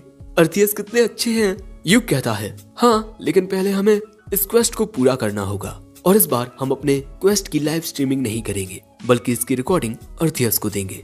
अब ये सभी डंजन में जाने के लिए तैयार थे, लेकिन यहाँ यूक देखता है कि जो रेन है उसका मूड सही नहीं है। जिसके बाद ये सभी डंजन के फर्स्ट फ्लोर पर आते हैं। जिसके बाद हमें पता चलता है कि ये डंजन ज्यादा पुराना नहीं है और इसमें सिर्फ 4 फ्लोर्स हैं। लेकिन ये डंजन पूरा मेन डंजन नहीं है, बल्कि एक रास्ता इसे AU dread abandoned city dungeon से जोड़ता है और वो रास्ता बिल्कुल इसकी गहराई में है। और इनके क्वेस्ट का ऑब्जेक्टिव यही है कि इन्हें अबैंडन्ड सिटी डंजन तक पहुंचना है और इस डंजन में नीचे जाने के लिए इन्हें सीढ़ियों से जाना होगा। तभी मरीना कहती है कि एक रस्सी के जरिए सीधा नीचे जाना बेहतर रहेगा, हम जल्दी नीचे पहुंच जाएंगे। ये बात सुन यूक जमीन पर से एक पत्थर उठाकर उसे नीचे की ओर फेंकता है और थोड़ा नीचे जाते ही वो पत्थर अपने आप ही चकनाचूर हो जाता है। जिसका मतलब दोस्तों, इस डंजन में शायद कोई ऐसी फोर्स है जो इन्हें सीधे नीचे नहीं जाने देगी। इसीलिए यूक कहता है चाहे कुछ हो जाए नीचे गिरना मत। मरीना और सिल्क कहती है ठीक है, लेकिन किसी बात पर रेन का मूड अभी भी खराब था। जो देख यूक पूछता है कि क्या हो गया रेन, तुम किसी बात पर गुस्सा लगती हो। जो बात सुन सिल्क और मरीना कहती हैं आप एक लड़की के दिल को समझते नहीं हैं सेंसेई। तभी यूक नोटिस करता है कि रेन ने अपने आर्मर के साथ मैचिंग के लिए नए रंग की रिबन पहनी है और इसीलिए वो कहता है कि ये रिबन तुम पर बहुत सूट कर रही है, यू लुक वेरी क्यूट। जो बात सुन रेन शर्मा जाती है और शर्म के मारे यूक के सीने से लग जाती है। जो देख ये दोनों कहती हैं ओहो देखो तो शर्म के मारे चेहरा टमाटर की तरह लाल हो गया। जिसके बाद हम देखते हैं कि ये चारों सेकंड फ्लोर पर आ चुके हैं और तभी यहाँ यूक को सामने एक ट्रैप नजर आता है। जो देख यूक अपने पास से एक कोई बड़ी सी डंडी निकालता है और उससे इस ट्रैप को टच करता है। उसके ऐसा करते ही ये ट्रैप एक्टिवेट हो जाता है और हम देखते हैं कि चारों ओर से नुकीले भाले निकल आते हैं। इस ट्रैप में अगर कोई फंसता तब उसका बचना मुश्किल था। यूक कहता है चलो अब आगे बढ़ते हैं, लेकिन ये ट्रैप देखकर ही ये तीनों बहुत ज्यादा शॉक हो चुकी थी।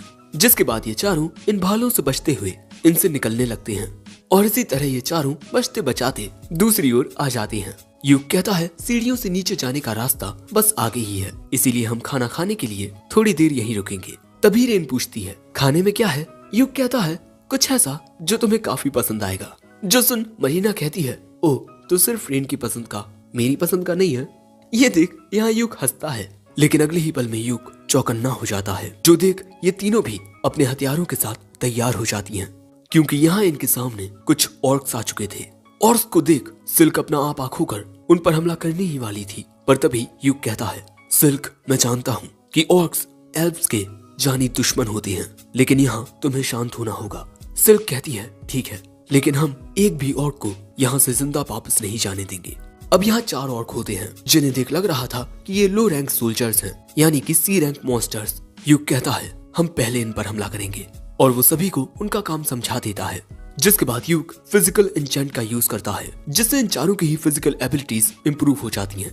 और यहाँ ये तीनों बिल्कुल तैयार थे।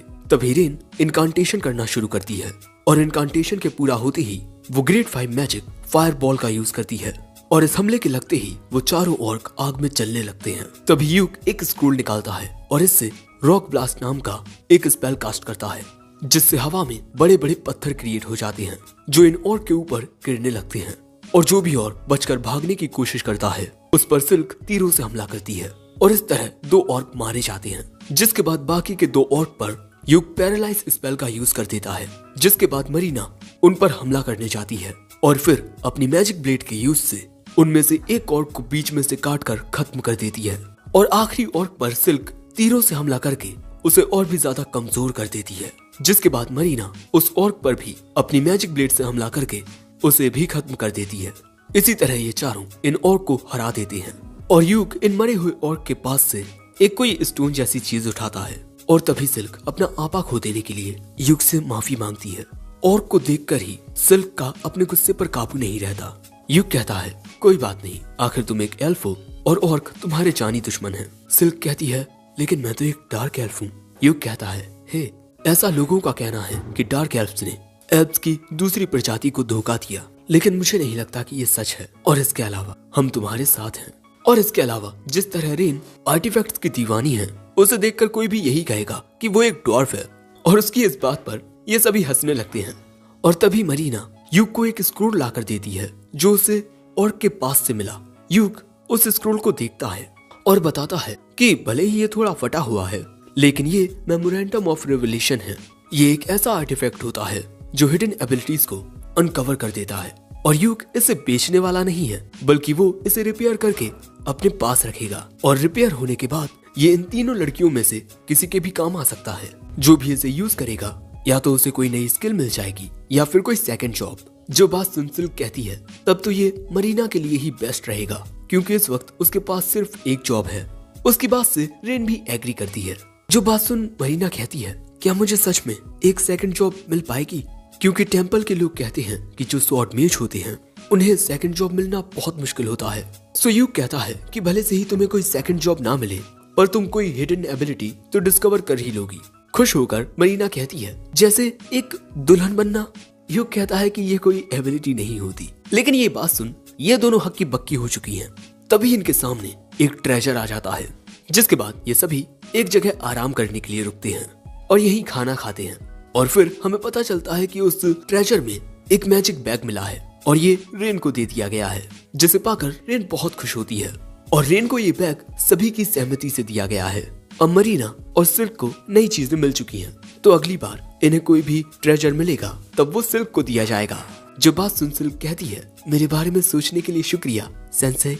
अब यहाँ से निकलने से पहले ये सभी चेक करते हैं कि अब तक इन्होंने किन किन चीजों का यूज कर लिया है। जैसे यूक ने एक स्क्रोल का यूज कर लिया है, सिल्क ने 5 तीरों का यूज किया है और अब उसके पास 20 तीर है। मरीना बिल्कुल टिप टॉप होती है, ताकत से भरी हुई। वहीं खाना खाने के बाद रेन का माना भी पूरी तरह से रिस्टोर हो चुका है, जिसके बाद ये अपने क्वेस्ट को आगे बढ़ाते हैं। फिर हम इन सभी को 3rd फ्लोर पर देखते हैं और यहाँ यूक सभी को चौकन्ना रहने को कहता है, क्योंकि कभी भी कोई भी मॉन्स्टर इन पर हमला कर सकता है।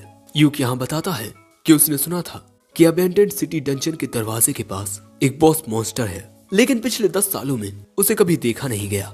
और ऐसे ही चलते हुए ये लोग 4th फ्लोर पर आ जाते हैं और यहाँ यूक इन्हें बताता है कि उस दरवाजे के पास पहरेदार के रूप में मल्टीपल शैडो स्टॉकर्स होते हैं।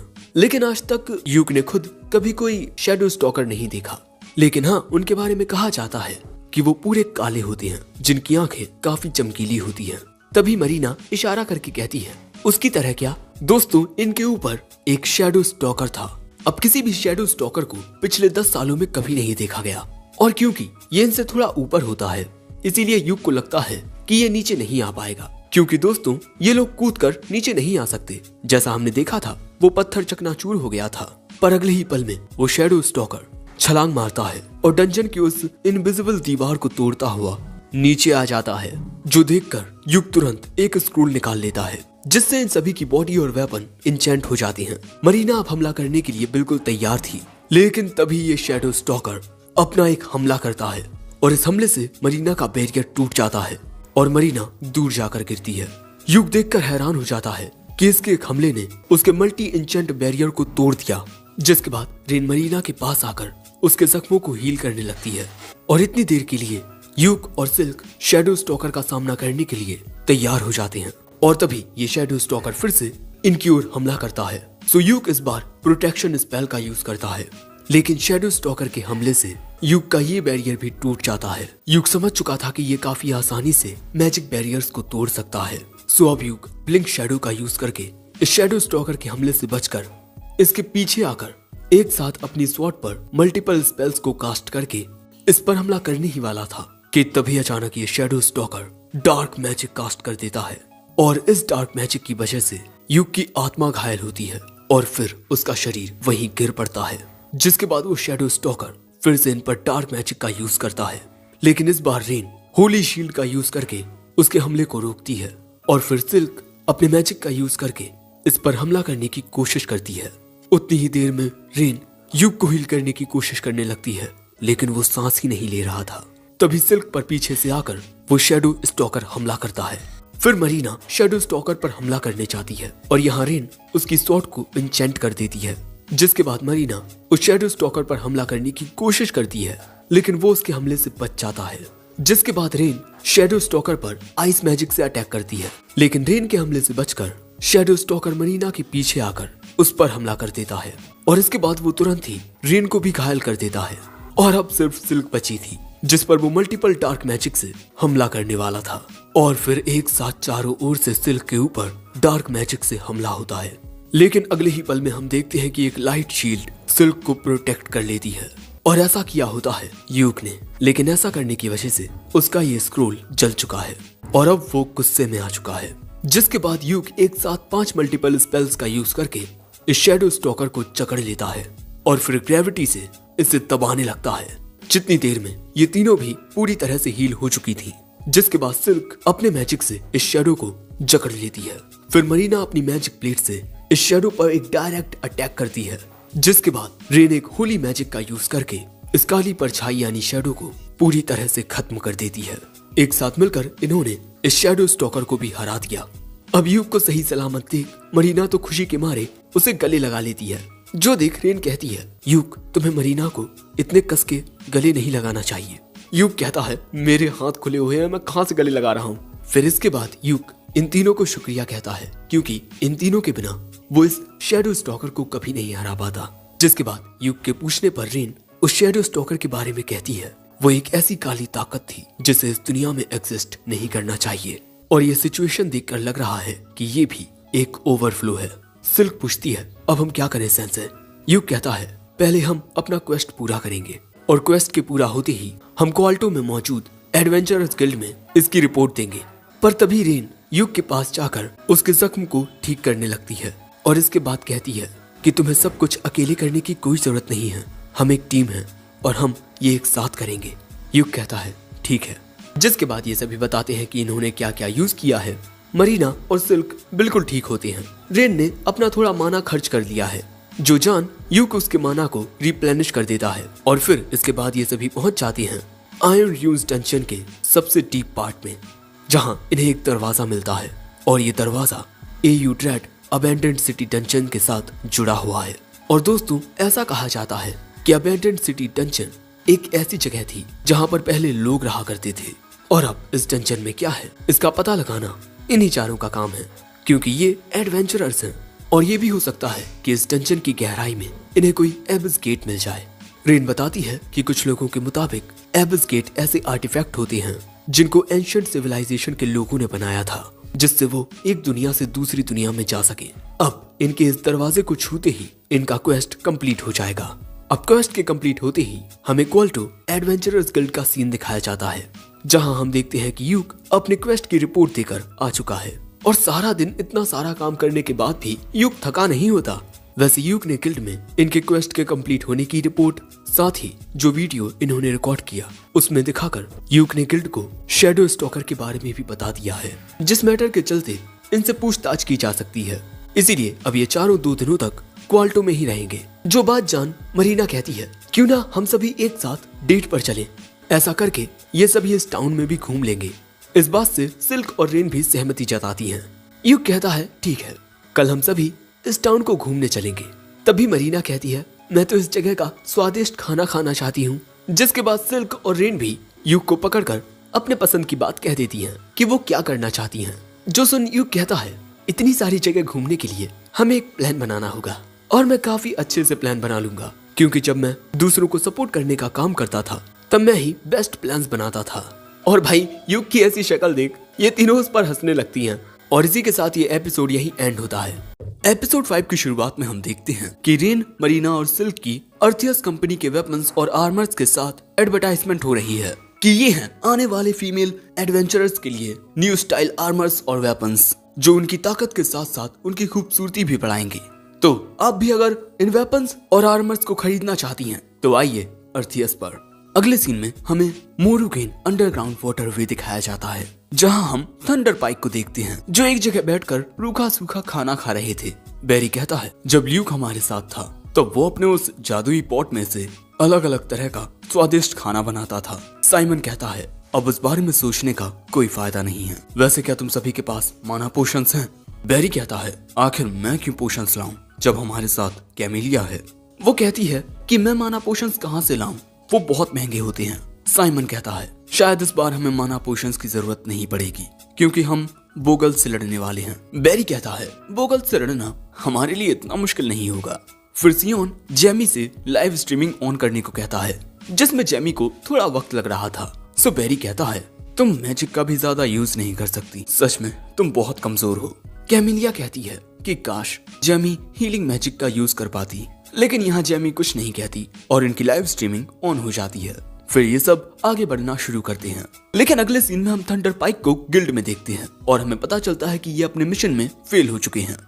मामर इनसे कहती है अगर आप लोग इसी तरह मिशंस में फेल होते रहे तो इससे आपकी पार्टी की रैंक कम हो जाएगी। साइमन कहता है तो हम इसमें कर ही क्या सकते हैं, मैंने तुमसे कहा था ना कि हमें कोई अच्छा सा मेंबर सजेस्ट करो, और इस बार उस जगह पर हमारा सामना किसी बोगल से नहीं बल्कि एक नेम से हुआ था। मामर कहती है मगर फेलर होता है। अगले सीन में हम देखते हैं कि शराब पीते हुए बैरी कहता है वो हमारी रैंक कम कर देगी, वो समझती क्या है खुद को। साइमन कहता है पर कहीं ना कहीं उसका ये कहना सच है, हम चारों मिलकर भी एक हाई रैंक मिशन पूरा नहीं कर पा रहे हैं। जो सुन बैरी कहता है शायद हमें उसे अपनी पार्टी में वापस ले लेना चाहिए, वो तो तुम्हारा बचपन का दोस्त है ना, शायद वो तुम्हारी बात मान ले। साइमन कहता है अपनी पार्टी में वापस बुलाने के लिए हमें कुछ ऐसा करना होगा जिससे वो हमारे पास वापस आए। हमें एक्रोमैटिक डार्कनेस डंजन में जाना होगा, क्योंकि बचपन से ये ल्यूक का सपना रहा है कि वो इस दुनिया के आखिरी कोने तक पहुंचे, और ऐसा करने के लिए ल्यूक को किसी दूसरी पार्टी के साथ ज्वाइन होना ही होगा, क्योंकि उसकी उस सी रैंक पार्टी को उस डंजन में जाने की परमिशन नहीं मिलेगी। बैरी कहता है तुम्हारे ऐसा करने से वो यहाँ भागते हुए आएगा, लेकिन इन सब की ये बातें जेमी को जरा भी रास नहीं आ रही थी। अगले सीन में हम क्लोवर को देखते हैं, जिससे हमें पता चलता है कि आयरन ड्यून डंजन कुछ वक्त के लिए बंद कर दिया गया है, क्योंकि इस वक्त उसमें इन्वेस्टिगेशन चल रही है। आखिर 10 साल के बाद उस डंजन में एक शैडो स्टॉकर देखने को मिला है। पर दोस्तों इन लड़कियों को देखकर वहाँ मौजूद लोग इन्हें पहचान रहे थे कि अरे ये तो अर्थियस की उस एडवर्टाइजमेंट में थी। अब ऐसे ही जब ये जा रहे थे तभी यहाँ एक अंकल आते हैं। अगले सीन में हम देखते हैं कि ये चारों एक घर देख रहे हैं। वैसे इन अंकल का नाम मंडे है और ये यहाँ इन्हें घर दिखा रहे हैं। ये घर इन तीनों लड़कियों को काफी अच्छा लगता है, पर ल्यूक को ये पसंद नहीं आता, क्योंकि इस घर के सभी कमरे नीचे हैं। और भाई जब इस घर में 3 खूबसूरत लड़कियां रहेंगी तब लोग खिड़कियों के जरिए उन्हें देख सकते हैं। सो मिस्टर मंडे उन्हें एक और घर में लेकर आते हैं, जो कि पिछले वाले से काफी बड़ा और 2 मंजिल का होता है। साथ ही इसमें एक अंडरग्राउंड स्टोरेज रूम भी है। और भाई ये घर तो इन चारों को ही पसंद आता है, लेकिन फिर भी यूक कहता है कि चलो एक और घर देख लेते हैं। जिसके बाद मिस्टर मंडे इन्हें आखिरी घर दिखाने के लिए ले जाने लगते हैं। पर दोस्तों ये तीसरा घर जिस गली में होता है उस गली के पास वाली गली में ही थंडर पाइक का बेस भी था। जो जान ये लड़कियां कहती हैं मिस्टर मंडे हमें ये आखिरी घर नहीं देखना, वो दूसरा घर ही सही रहेगा, क्योंकि दोस्तों ये लड़कियां नहीं चाहती कि ल्यूक को बार बार थंडर पाइक का चेहरा देखना पड़े। नेक्स्ट सीन में हम देखते हैं कि अब इनके नए घर में इनका सामान आ जाता है। ल्यूक इनसे पूछता है तुम तीनों ने अपने अपने रूम डिसाइड कर लिए? पर ये तीनों कहती हैं कि पहले आप अपना कमरा बताइए। ल्यूक कहता है 1 मिनट, तुम तीनों कहीं ये तो नहीं सोच रही कि मैं भी तुम तीनों के साथ यहीं रहूंगा? ये तीनों कहती हैं कि और क्या, आप हमारी पार्टी के लीडर हैं, आप तो हमारे साथ रहेंगे ही ना। ल्यूक कहता है पर मैं एक आदमी हूँ। मरीना कहती है तो क्या हुआ, हमें आप पर भरोसा है, और इसके अलावा अगर आप हमारे साथ रहेंगे तो हमें आपके हाथों का बना स्वादिष्ट खाना खाने को मिलेगा, वो भी हर दिन। पर सिल्क कहती है कि मरीना हम घर के काम बारी बारी से किया करेंगे। और फिर इन तीनों लड़कियों के जिद करने पर आइक इनके साथ रहने के लिए मान जाता है, क्योंकि अगर वो इन लड़कियों के साथ रहेगा तो इन लड़कियों के लिए ज्यादा सेफ है। पर वो इन तीनों लड़कियों से कहता है कि तुम तीनों ये बात मत भूल जाना कि मैं एक मर्द हूँ। वो तीनों कहती हैं ठीक है। दोस्तों अगले सीन में इन सभी का सामान अपने अपने कमरों में रखा जाता है। और दोस्तों ल्यूक इन लड़कियों के लिए एक तोहफा लेकर भी आया है, एक बड़ा सा टैबलेट, हमारी भाषा में एक टीवी। और ये ल्यूक ने इसीलिए खरीदा है क्योंकि इसके जरिए ये अपनी और दूसरों की लाइव स्ट्रीम्स देखकर फाइटिंग स्ट्रेटजी बना सकते हैं और काफी सारी चीजें सीख भी सकते हैं। जिसके बाद ये लोग अपनी एक नई जिंदगी की शुरुआत करते हैं विद अ चीयर्स। लेकिन तभी एडवर्टाइज होता है थंडर पाइक के बारे में, जो एक दूसरी पार्टी के साथ ज्वाइन करके जाने वाली है एक्रोमैटिक डार्कनेस डंजन में इन्वेस्टिगेशन क्वेस्ट के लिए। अब ये देख, ये लड़कियां यूक से कुछ कहने ही वाली थी कि तभी यूक कहता है तुम तीनों चिंता मत करो, भले ही एक्रोमैटिक डार्कनेस डंजन में जाना मेरा सपना है, पर हमने एक साथ वादा किया था ना कि हम सभी एक साथ उस डंजन में जाकर एबिस गेट तक पहुंचेंगे। पर तभी अचानक हम देखते हैं कि एक उड़ता हुआ लेटर ल्यूक के पास आता है। ल्यूक देखता है कि ये गिल्ड से आया है। अगले सीन में गिल्ड में मामर ल्यूक को बताती है कि उसके लिए एक रिक्वेस्ट आई है, और जब ल्यूक उसके बारे में पढ़ता है तब उसे पता चलता है कि ये सब थंडर पाइक ने किया है। और ल्यूक अगले ही पल में इस रिक्वेस्ट को डिक्लाइन कर देता है। लेकिन इसके बाद जब ल्यूक बाजार में होता है तभी उसकी ओर साइमन आता है और वो ल्यूक से आकर कहता है आखिर इसका मतलब क्या है ल्यूक, क्या तुम सच में हमारे साथ एक्रोमैटिक डार्कनेस डंजन में नहीं आना चाहते? ल्यूक कहता है ओ वाओ, तुम्हें मेरा सपना याद है। साइमन कहता है हाँ बिल्कुल, हम बचपन से दोस्त जो हैं ल्यूक कहता है मेरी फॉर्मर पार्टी किंगडम के सबसे खतरनाक डंजन में जाने वाली है, इसके लिए बेस्ट ऑफ लक, पर मैं तुम्हारे साथ नहीं आने वाला। साइमन कहता है तुम मेरी बात समझते क्यों नहीं ल्यूक? पर ल्यूक कहता है समझने की जरूरत तुम्हें है। मैं एक दूसरी पार्टी का लीडर हूँ और तुम एक दूसरी पार्टी के लीडर को अपने साथ आने का न्योता दे रहे हो। पर तभी साइमन कहता है तुम्हें पता भी है तुम्हारे हमें छोड़कर जाने से हमें कितनी ज्यादा दिक्कत हो रही है। ल्यूक कहता है तुम तो ऐसे कह रहे हो जैसे तुम सबको छोड़कर जाना मेरा अकेले का फैसला था। तुमने हमारी टीम की हर एक छोटी बड़ी जिम्मेदारी मुझे सौंपी हुई थी, या कहूँ थोपी हुई थी, लेकिन मैं सब कुछ सहता रहा, ये सोचकर कि किसी दिन तुम्हें समझ आएगा कि मुझ पर कितना प्रेशर है। लेकिन तुम में से किसी ने मुझे कभी समझा ही नहीं।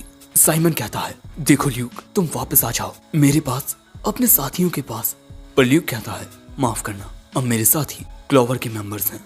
जो सुन साइमन को झटका लगता है और वो कहता है तो क्या तुम्हें इस बात से कोई फर्क नहीं पड़ता कि हमारे साथ क्या होता है? अगर इसी तरह हमारे मिशन फेल होते गए तो हमारी रैंक घट जाएगी। ल्यूक वहां से ये कहकर जाने लगता है कि ये तुम्हारी चिंता है, मेरी नहीं। साइमन यहाँ चिल्लाता रह जाता है। वहीं रेन तो इस बात से खुश होती है कि ल्यूक ने उसका हाथ थामा हुआ है। अब 2 हफ्ते बाद हम ल्यूक को गिल्ड मास्टर के साथ देखते हैं, जो ल्यूक को बताते हैं कि हर जगह ओवरफ्लो हो रहे हैं और अगर ऐसा ही चलता रहा तो जल्द ही एक स्टैम्पीड आएगा। ल्यूक पूछता है इस बारे में रॉयल एकेडमी का क्या कहना है? गिल्ड मास्टर कहते हैं उनका भी यही कहना है कि अगर ऐसा ही चलता रहा तो तबाही जरूर आएगी, और शायद इसी वजह से गवर्नमेंट ने एक्रोमेटिक डार्कनेस डंजन में इन्वेस्टिगेशन करने की इजाजत थंडर पाइक को इतनी आसानी से दे दी। इसीलिए ल्यूक, मैं तुम्हारी पार्टी को भी एक नॉमिनेशन क्वेस्ट देना चाहता हूँ, एक्रोमेटिक डार्कनेस डंजन का। ल्यूक कहता है पर हमारी पार्टी एक सी रैंक पार्टी है और वहाँ जाने वाली थंडर पाइक के अलावा बाकी की पार्टीज भी ए रैंक की हैं।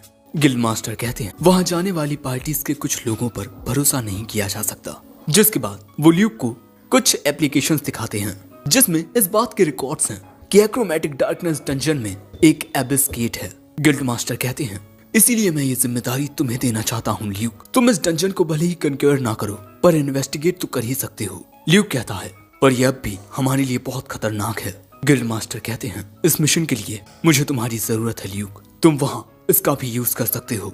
वो ल्यूक को एक स्क्रोल भी देते हैं, स्क्रोल ऑफ एग्जिट। ल्यूक कहता है ये तो बहुत ही ज्यादा कीमती है, आप ये मुझे क्यों दे रहे हैं? वो कहते हैं ल्यूक अगर हो पाता तो मैं इस डंजन में खुद जाकर उस एबिस गेट की सच्चाई अपनी आंखों से चेक करता, पर मेरा जाना मुमकिन नहीं, इसीलिए मैं ये जिम्मेदारी तुम्हें दे रहा हूँ। तभी कमरे में मिस मामर आती हैं और वो ल्यूक को एक कागज दे देती हैं। दोस्तों ये वही कागज था जो थंडर पाइक ने ल्यूक के लिए भेजा था, लेकिन इसे पोस्ट करने वाले इस बार किंग ऑफ वेलमेलिया होते हैं, और क्योंकि अब ये रिक्वेस्ट किंग ने की है तो ल्यूक इसे मना नहीं कर सकता।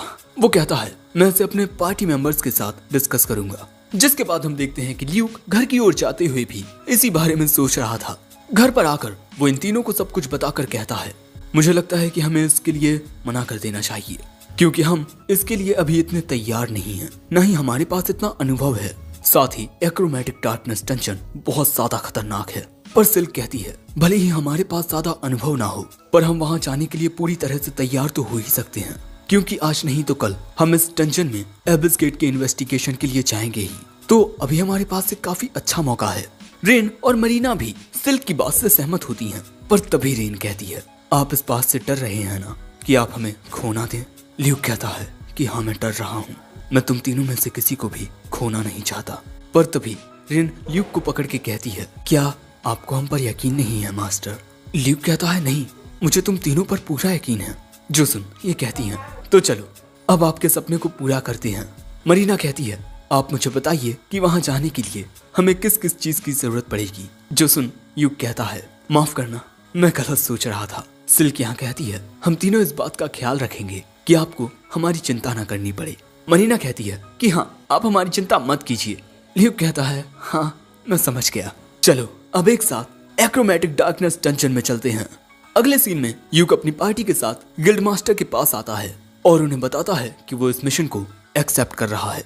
मैंने अपनी पार्टी के साथ इस बारे में बात कर ली है, वो इस मिशन के लिए तैयार हैं, पर हमारी पार्टी में एक जासूस की कमी है। गिल्ड मास्टर कहते हैं मामर ने इस बारे में पहले से ही तैयारी करके रखी है। तभी मिस मामर वहाँ आकर इंट्रोड्यूस कराती हैं नेने को, जो कि दोस्तों एक कैट गर्ल है। साथ ही वो मिस मामर की दोस्त की बेटी है।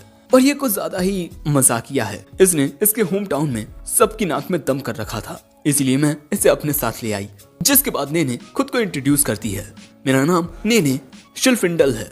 मैं पहले एक चोर थी और अब मैं एक निंजा हूँ और मेरी रैंक सी है और मैं आपकी मदद के लिए अपना तन मन सब कुछ लगा दूंगी, इसलिए प्लीज मुझे अपनी पार्टी में ले लीजिए। एपिसोड 6 की शुरुआत में हमें फिनिश एडवेंचरर्स गिल्ड में अंडरग्राउंड केवर्न का सीन दिखाया जाता है और यहाँ हम गिल्ड मास्टर बैनबुट के साथ युग की पार्टी को देखते हैं।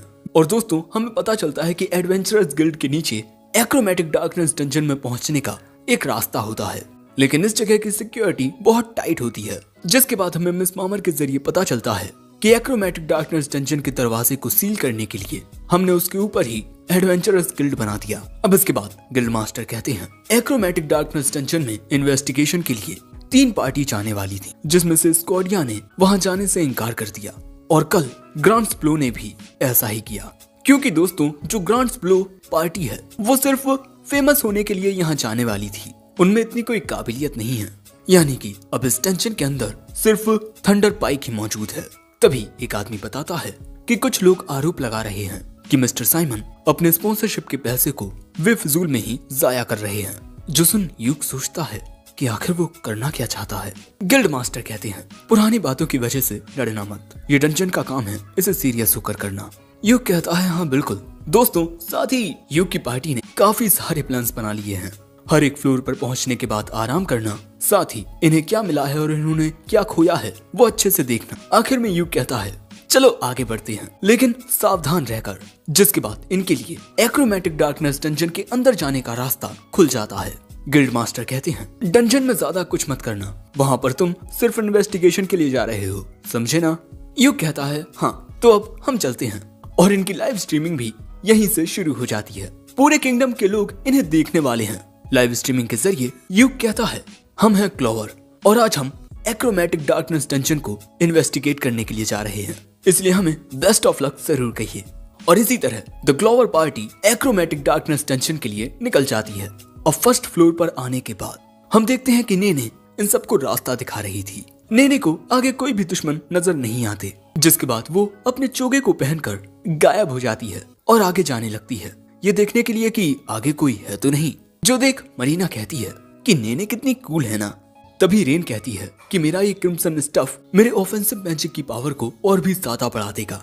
जिसके बाद सिल्क युग से पूछती है कि आपको ये एक्रोमेटिक डार्कनेस डंजन कैसा लग रहा है। युग कहता है कि जितना उसने सोचा था वो उतना इमोशनल नहीं है। सिल्क कहती है मैं तो बहुत ही ज्यादा एक्साइटेड हूँ। साथ ही हमें ये भी पता चलता है कि सिल्क ने एक एडवेंचरर बनने का फैसला इसीलिए किया ताकि वो समाज की नजरों में अपनी डार्क एल्फ सोसाइटी की इज्जत को बढ़ा पाए। और आपकी बातों का मुझ पर बहुत गहरा असर हुआ है।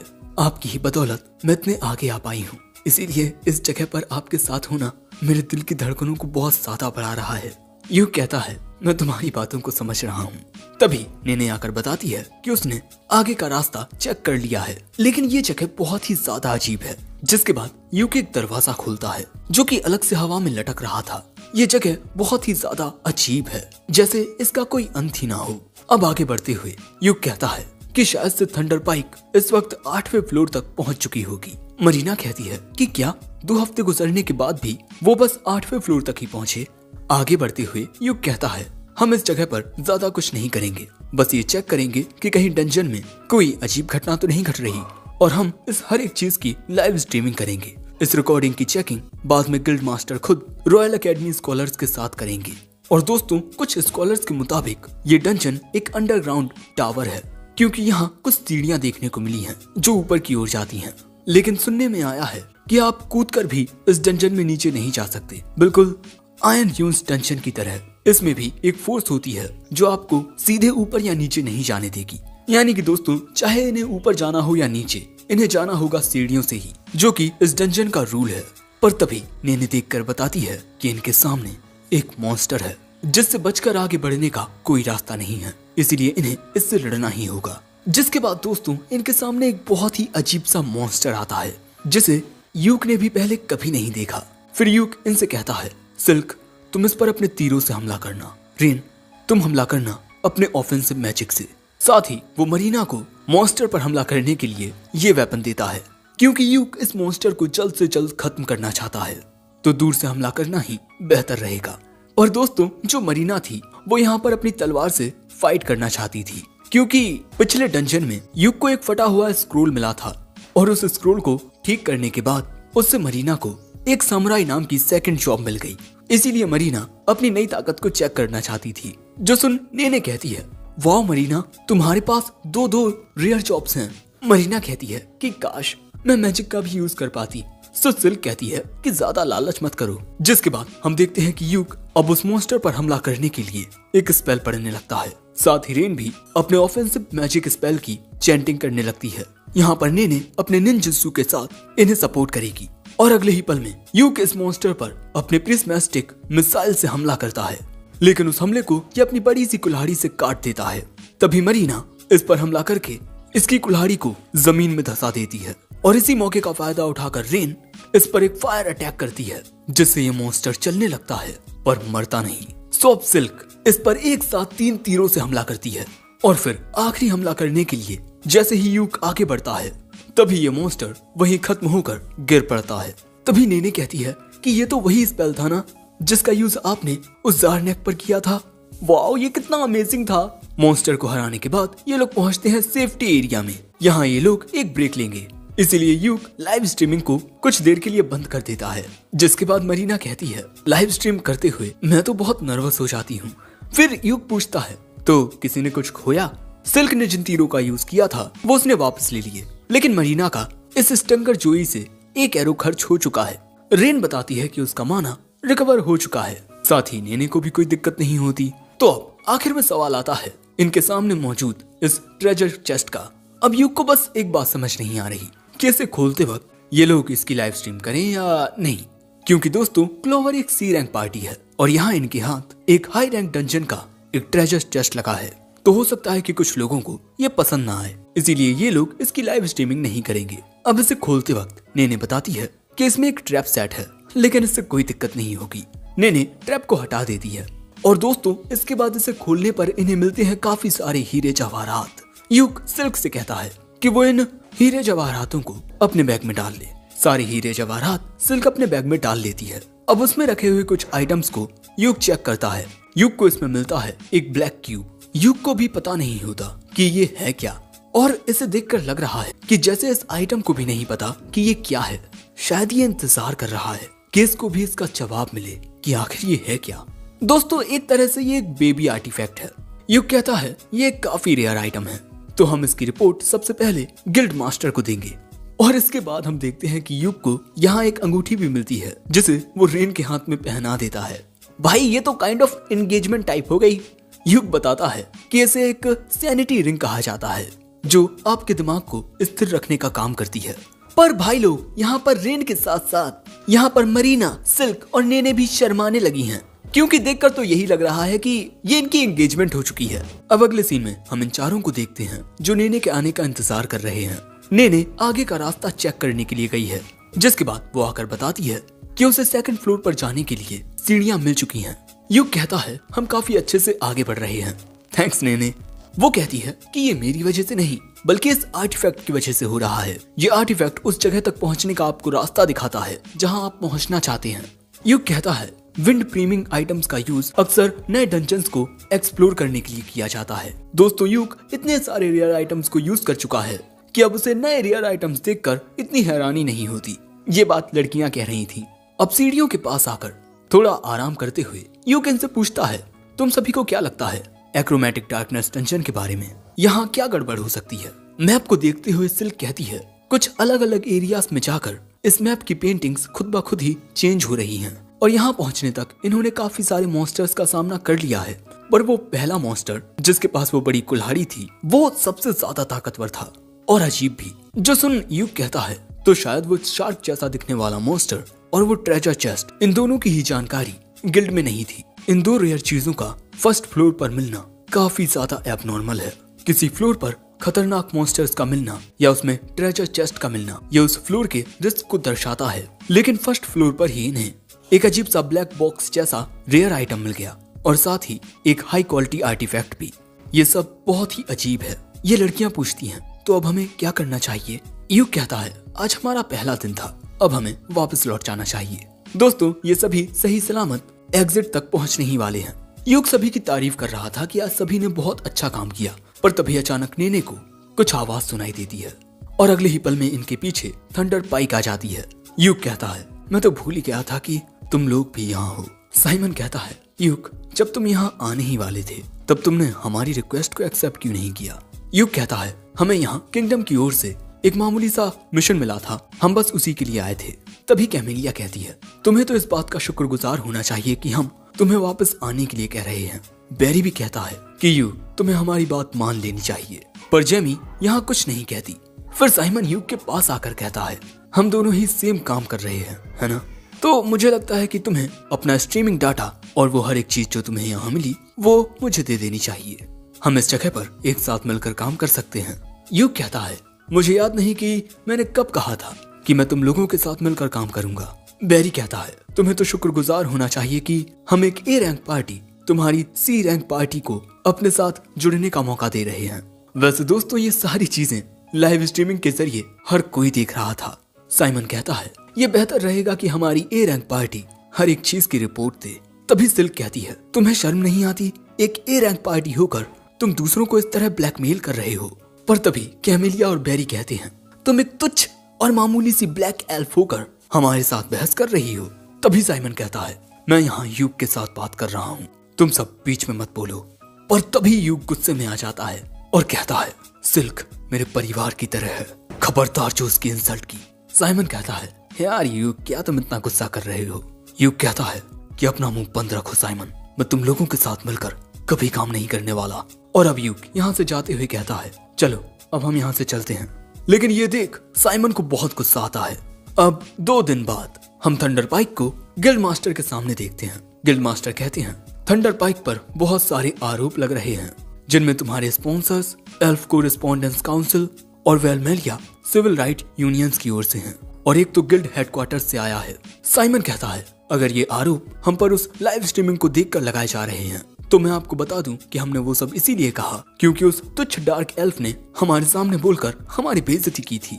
लेकिन ये बात सुनते ही गिल्ड मास्टर साइमन में एक मुक्का मारते हैं, जिससे साइमन दूर गिरता है। और अब गिल्ड मास्टर चिल्लाकर कहते हैं, तुम्हें शायद इस बात का अंदाजा नहीं है कि तुमने कितनी बड़ी गलती कर दी है। और तभी साइमन डार्क एल्फ के बारे में कुछ गलत बोलने ही वाला था कि गिल्ड मास्टर उसकी ओर एक खंजर फेंकते हैं। साइमन के चेहरे पर खरोंच आ जाती है।